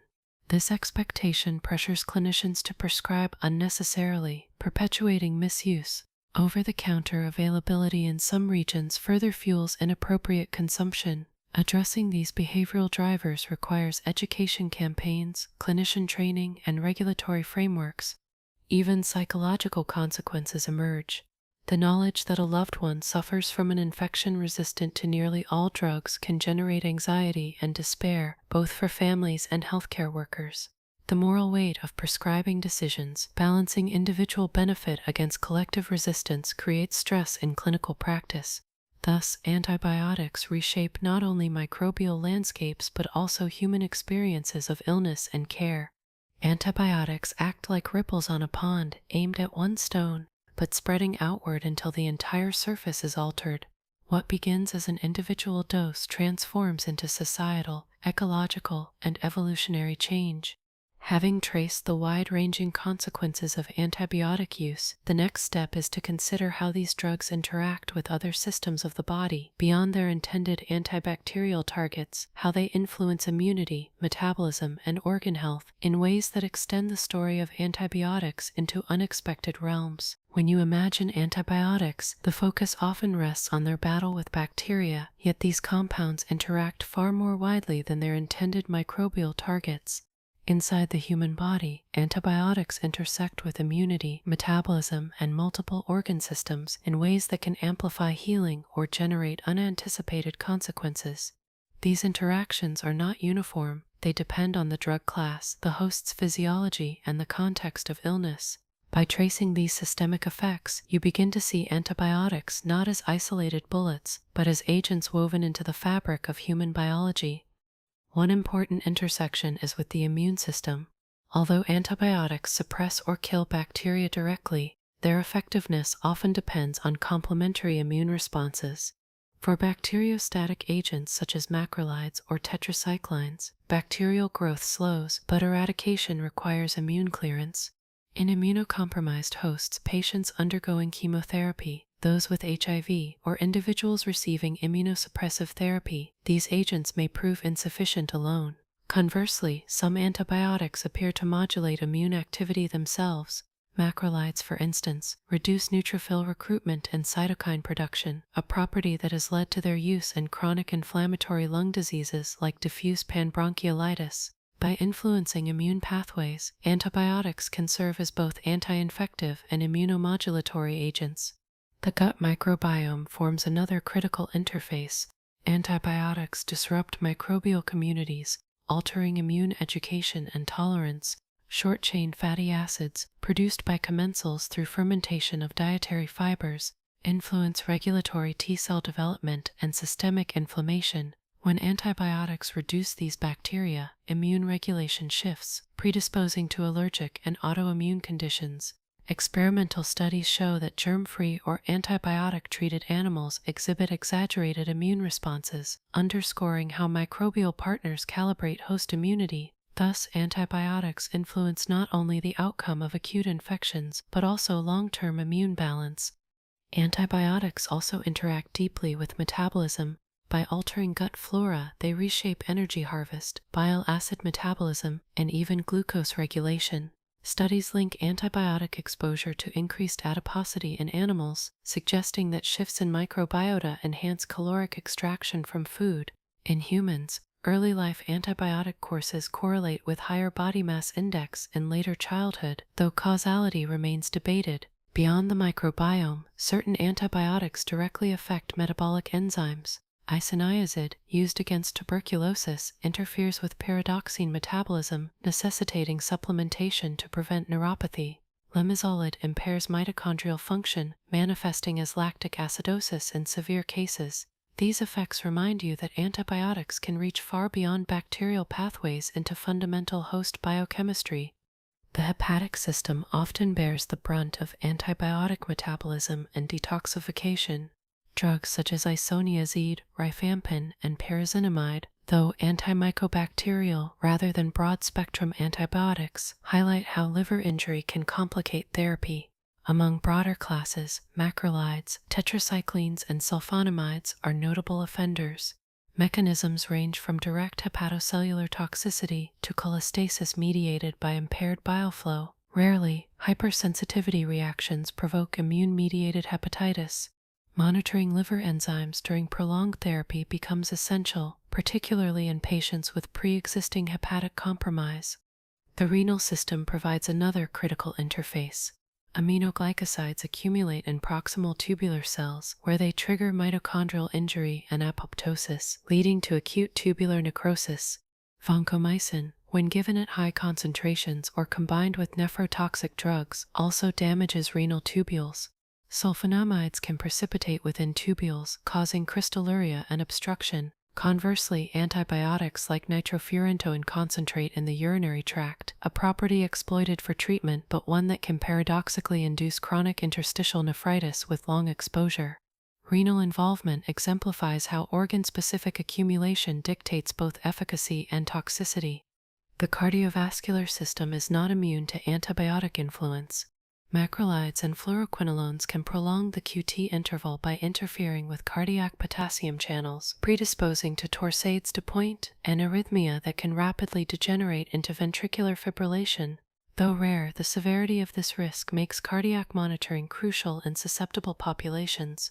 Some agents also interact with anticoagulants, altering clotting dynamics. Rifampin accelerates metabolism of warfarin, reducing its efficacy, while macrolides may inhibit warfarin clearance, heightening bleeding risk. These interactions illustrate how antibiotics alter cardiovascular stability, both directly and through drug-drug interplay. The nervous system experiences both therapeutic and adverse antibiotic effects. Drugs must cross the blood-brain barrier to treat meningitis effectively, yet the same property can provoke neurotoxicity. High-dose penicillins or carbapenems lower seizure thresholds, particularly in patients with renal dysfunction where accumulation occurs. Metronidazole can cause peripheral neuropathy with prolonged exposure, while linezolid interferes with mitochondrial function in neurons, producing optic neuropathy. Even reversible states like confusion or encephalopathy occur with fluoroquinolones or polymyxins, complicating therapy in elderly patients. The nervous system sensitivity underscores how life-saving agents can also challenge neural integrity. The respiratory system interacts with antibiotics in unique ways. Daptomycin, for instance, is inactivated by pulmonary surfactant, explaining its ineffectiveness in pneumonia despite potency elsewhere. Nitrofurantoin, though useful in urinary infections, can cause hypersensitivity pneumonitis or chronic interstitial lung disease. These examples demonstrate that antibiotics are not universally active across organ systems. Anatomical and biochemical environments dictate both utility and hazard. Antibiotics also interface with the endocrine system indirectly. By altering gut flora, they influence enterohepatic recycling of hormones, potentially modifying levels of estrogens and other steroid metabolites. This disruption underlies concerns that antibiotics may reduce oral contraceptive efficacy, though the evidence is inconsistent.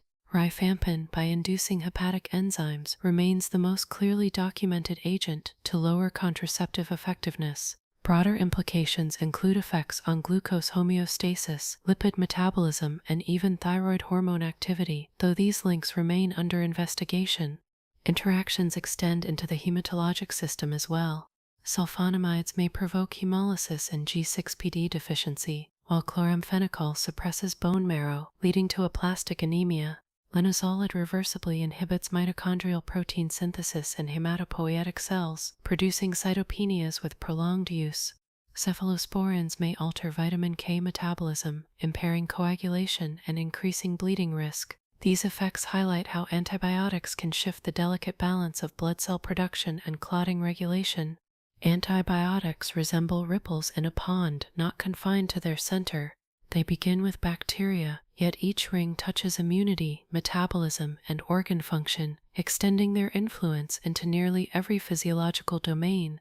Having traced these systemic interactions, the next step is to look outward again, how antibiotics not only alter individual physiology, but also drive the future trajectory of microbial-human coexistence, shaping an evolutionary partnership that stretches into coming decades. Every antibiotic used today carries not only the immediate effect of treating infection, but also the hidden influence of shaping microbial evolution across time. The story of antibiotics is therefore not simply about drugs and patients, but about coexistence between humans and microbes in an ongoing evolutionary arms race. To understand the future trajectory of this relationship, you must look at how antibiotics alter microbial genetics, how resistance spreads globally, and how new adaptive equilibria may emerge. The picture that forms is neither one of total victory nor inevitable defeat, but of constant adjustment where biology and human action intertwine. When antibiotics are introduced into a bacterial population, they do not act evenly across all organisms. Some bacteria die quickly, some linger with slowed growth, and some survive through innate or acquired resistance mechanisms. Those survivors replicate, and over successive generations their traits dominate. This is Darwinian selection accelerated by medicine, compressing centuries of adaptation into decades. The genes that encode resistance, whether beta-lactamase enzymes, efflux pumps, or altered target sites, become currency exchanged among bacterial species through plasmids, transposons, and bacteriophages. Horizontal gene transfer ensures that one species' adaptation can quickly spread to many others, bypassing the slower pace of vertical inheritance.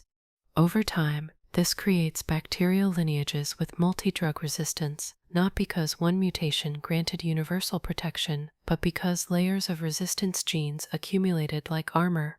In clinical settings, these super-resistant organisms emerge first in high-intensity antibiotic environments, intensive care units, oncology wards, or long-term care facilities. From there, they spread into communities where they mingle with less resistant strains, exchanging genetic fragments and diversifying their defenses. The evolutionary consequence is a shift in the baseline microbial landscape where resistant organisms become the norm rather than the exception. But microbes do not adapt in isolation. Humans respond with new antibiotics, new inhibitors, and new practices. Each innovation resets the evolutionary board, at least temporarily. When cephalosporins were introduced, they seemed to solve the problem of penicillin resistance. Within years, cephalosporin-resistant strains arose. Carbapenems became the new fortress, yet Carbapenemases soon followed. Today's novel agents, such as ceftazidime, avibactam, or meropenem vaporbactam, represent the latest moves in this cycle. The evolutionary future will likely repeat this pattern: innovation followed by resistance, progress shadowed by adaptation. The true question is how long each cycle lasts and whether humans can slow the pace enough to keep treatments viable. One critical factor shaping this future is the environmental reservoir of resistance genes, sometimes referred to as the resistome. Antibiotics and resistant bacteria in soil, water, and animal populations form a genetic library from which pathogens can draw. Agricultural use of antibiotics enriches this resistome, as does contamination of wastewater with pharmaceutical residues. Genes encoding resistance to colistin, a last resort antibiotic, were first identified in livestock before spreading into human pathogens. The implication is clear: the evolutionary future of bacteria cannot be understood solely within hospitals. It must include farms, rivers, and even household drains. Another factor is the rise of global interconnectivity. Air travel, trade, and migration move resistant organisms across continents within hours. A resistant strain arising in one region rarely stays localized. It becomes a global challenge. This accelerates the homogenization of microbial threats worldwide. The trajectory of resistance, therefore, is not fragmented but shared, demanding coordinated responses that transcend national boundaries. Yet within this dynamic, bacteria may not only become more resistant, but also evolve new ecological roles.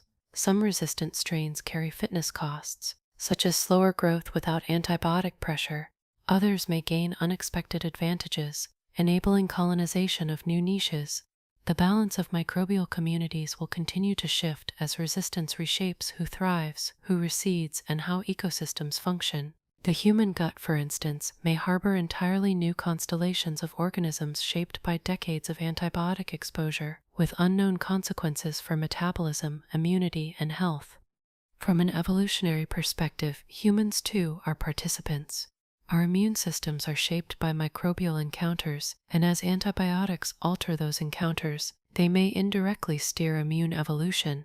Reduced microbial diversity may decrease immune challenges, potentially influencing susceptibility to autoimmune or allergic diseases. Human evolution may therefore intertwine with microbial adaptation in ways still emerging.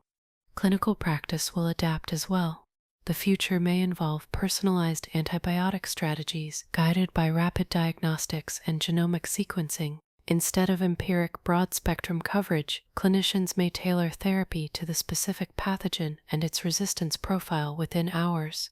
This precision medicine approach could reduce unnecessary exposure, slowing resistance. In parallel, new modalities may rise alongside classical antibiotics: bacteriophage therapy, microbiome transplantation, immunotherapies, and synthetic antimicrobial peptides. These interventions diversify the tools available, reducing dependence on any single class of drugs. Economics and policy will also shape this evolutionary future.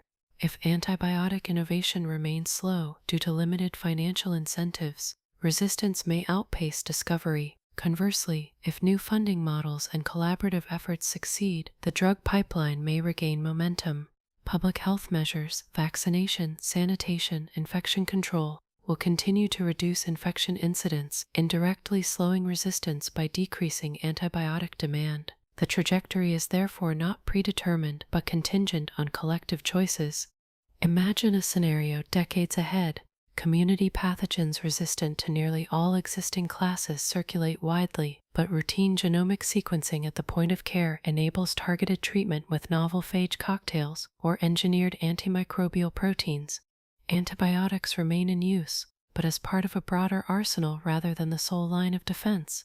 Microbes persist, adapt, and evolve, but so does medicine. The relationship stabilizes not in eradication but in balance, a co-evolutionary detente where humans and microbes coexist under new terms. The future of antibiotics is less about final victory and more about sustained equilibrium, where adaptation on both sides ensures that neither dominance nor collapse prevails. With this view of microbial human evolution in mind, the next step is to consider how antibiotics are portrayed and understood in culture and communication, how stories about them shape public perception, policy, and behavior, influencing the trajectory as much as biology itself. The perception of antibiotics is not only a matter of molecules and microbes, but also of stories, metaphors, and cultural frameworks that shape how people understand and use them. These drugs occupy a unique position in modern consciousness. They are symbols of medical triumph, objects of fear when resistance is discussed, and sometimes misunderstood tools prescribed or demanded, even when unnecessary. The cultural and communicative dimensions of antibiotics therefore influence behavior as powerfully as pharmacology does, creating a feedback loop between scientific fact and social meaning. From the outset, antibiotics were celebrated as miracle drugs. The discovery of penicillin was framed as a turning point in human history, where science defeated invisible enemies. This narrative persists. Antibiotics are often described as life-saving magic, capable of conquering infection with certainty. While this framing emphasizes their importance, it also fosters unrealistic expectations. Many patients equate antibiotics with the strongest possible medicine and request them for ailments such as viral colds or influenza. The mismatch between perception and reality fuels overuse, as cultural narratives override clinical nuance. Mass media contribute significantly to this phenomenon. Headlines often declare a post-antibiotic era, warning of untreatable infections and apocalyptic scenarios. While grounded in genuine concern, such framing can evoke fear rather than constructive action. Sensationalism risks alienating the public, who may feel powerless in the face of resistant superbugs. At the same time, oversimplified narratives, such as antibiotics are always safe or antibiotics fix everything, encourage misuse. The cultural story oscillates between miracle and menace without sufficient space for complexity. Communication within the clinical encounter reflects these cultural pressures. Patients may arrive expecting a prescription, interpreting refusal as negligence or lack of care. Clinicians, under time constraints, sometimes comply rather than spend valuable minutes explaining why antibiotics are unnecessary. This silent negotiation is shaped by cultural narratives that frame antibiotics as the default solution. Public education campaigns have attempted to counteract this, with slogans like "Antibiotics aren't always the answer," but the deep-seated symbolism of antibiotics as protective medicine remains difficult to shift. The cultural framing of antibiotics also intersects with trust in healthcare systems. In regions where healthcare access is limited, the ability to obtain antibiotics over the counter reinforces their role as autonomous medicine, a way for individuals to treat themselves without navigating expensive or inaccessible clinics. In these contexts, antibiotics symbolize independence and empowerment, even as unregulated use accelerates resistance. Conversely, in systems with strict regulation, antibiotics may symbolize control by authorities, leading some groups to resist restrictions as paternalistic or intrusive. The cultural meaning of antibiotics is therefore inseparable from broader attitudes toward institutions and authority. Popular culture contributes further layers. Films and novels often portray resistant bacteria as existential threats, linking them with pandemics or bioterrorism. While dramatized, these representations shape public imagination. The term superbug itself is a cultural construction, evocative, memorable, but imprecise. It simplifies the complexity of microbial resistance into a villain figure, reinforcing the battle metaphor of medicine versus germs. This metaphor resonates, but it can also obscure the ecological reality that bacteria are not invaders alone, but long-term cohabitants of human biology. Cultural understandings also influence policy. When resistance is framed as an imminent catastrophe, governments may prioritize emergency funding or restrictive regulations. When framed as a distant scientific problem, attention may wane, leaving stewardship programs underfunded. Public pressure shaped by media narratives often determines which framing dominates. Campaigns that highlight personal responsibility, such as finishing prescribed courses, resonate more strongly in some societies than those emphasizing collective ecological balance. How the story is told matters as much as the science it conveys. In education, the challenge is translating complex microbiology into accessible narratives without distortion. Simplified explanations: antibiotics kill bacteria, not viruses, help counter inappropriate demand. Yet deeper concepts, such as resistance emerging even with correct use, are harder to communicate. Without this nuance, the public may wrongly conclude that resistance only results from misuse rather than from the inevitable selective pressures of all use. Educational strategies must therefore balance clarity with accuracy, cultivating understanding without overwhelming detail. The language of antibiotics also carries moral undertones. Misuse is often described as irresponsible, fueling stigma against patients who demand antibiotics or physicians who overprescribe. While accountability matters, excessive moralization risks alienating those most in need of education. People may respond defensively rather than reflectively when told their actions contribute to a global crisis. More effective communication may focus on shared stewardship and collective protection rather than blame. Another cultural aspect is the intergenerational transmission of antibiotic attitudes. Children observe whether parents expect antibiotics for minor illnesses, shaping their future expectations. Communities share folk knowledge about which drugs work best for which ailments, even when misaligned with clinical guidelines. These cultural scripts perpetuate patterns of overuse. Changing behavior requires not only clinical education but also reshaping the cultural narratives that families and communities transmit. Consider case studies that illustrate these dynamics. In one setting, a rural community relies heavily on antibiotics purchased directly from local shops. The drugs are trusted more than distant doctors, symbolizing autonomy. In another, a highly urbanized society bombarded with warnings about resistance develops fear that any infection could become untreatable, producing anxiety disproportionate to actual risk. In both cases, cultural framing drives behavior, one toward overuse, the other toward fear. Neither extreme supports rational stewardship.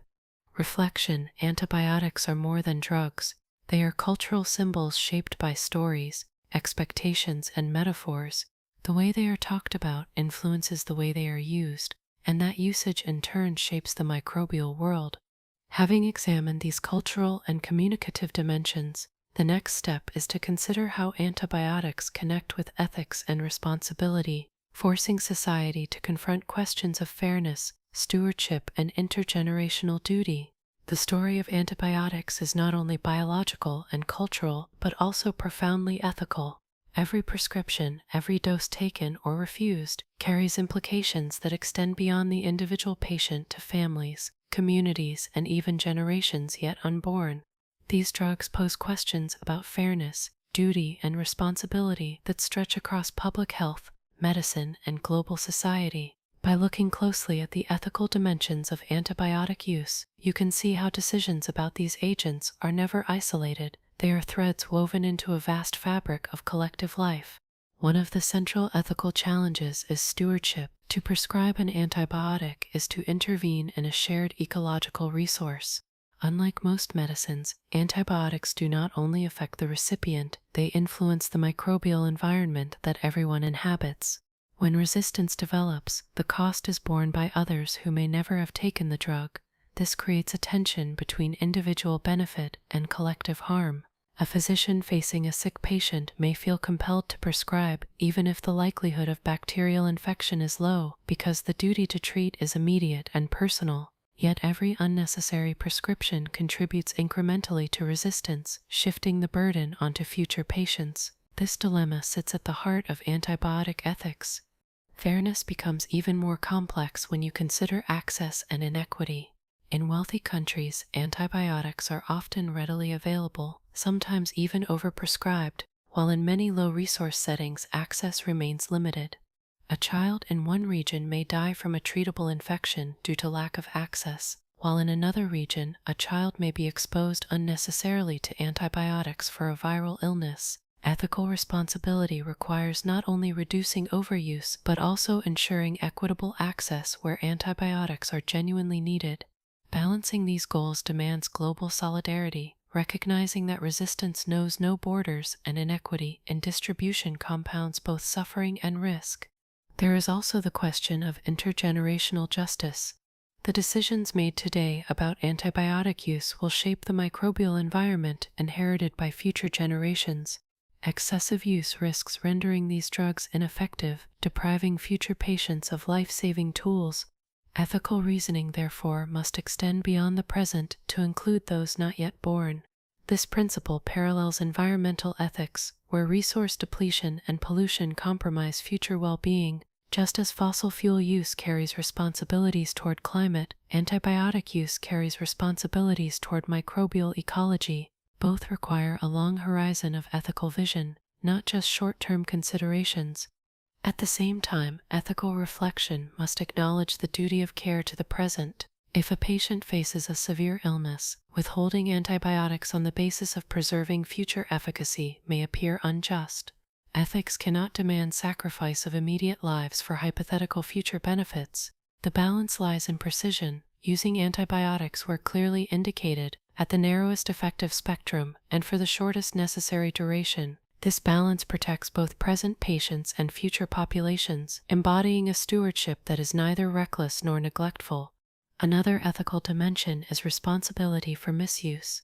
Patients sometimes demand antibiotics inappropriately. Physicians sometimes prescribe under pressure or convenience. Industries use them in agriculture to accelerate growth. Policymakers fail to regulate distribution. Each actor contributes to the problem, yet responsibility is diffuse. Assigning blame to individuals oversimplifies a systemic issue. A more ethical framework emphasizes shared responsibility. Every stakeholder has a role in stewardship, and no single group should bear the weight of guilt alone.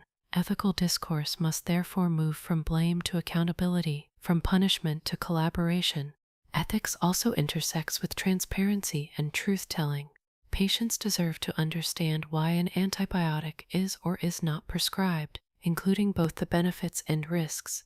Simplistic reassurances, such as "it's just a virus," may dismiss genuine patient concerns.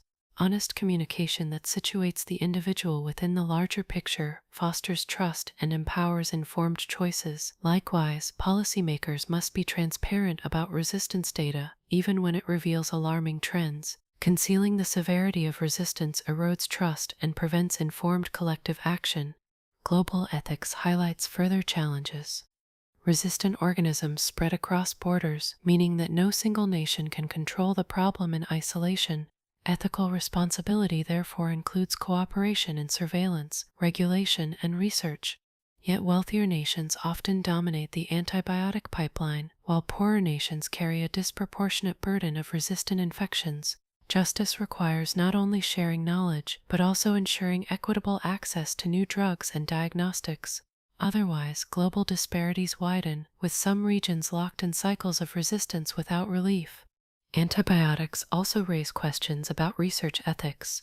Clinical trials for new drugs often involve populations with high resistance rates, sometimes in low-resource settings. Ethical oversight must ensure that these communities are not exploited as testing grounds without fair access to resulting treatments.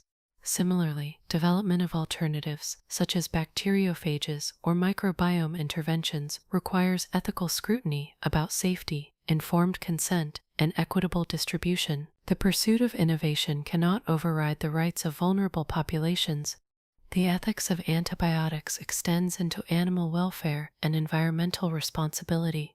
Using these drugs for growth promotion in livestock raises questions not only about resistance, but also about the welfare of animals subjected to routine medication rather than improved living conditions.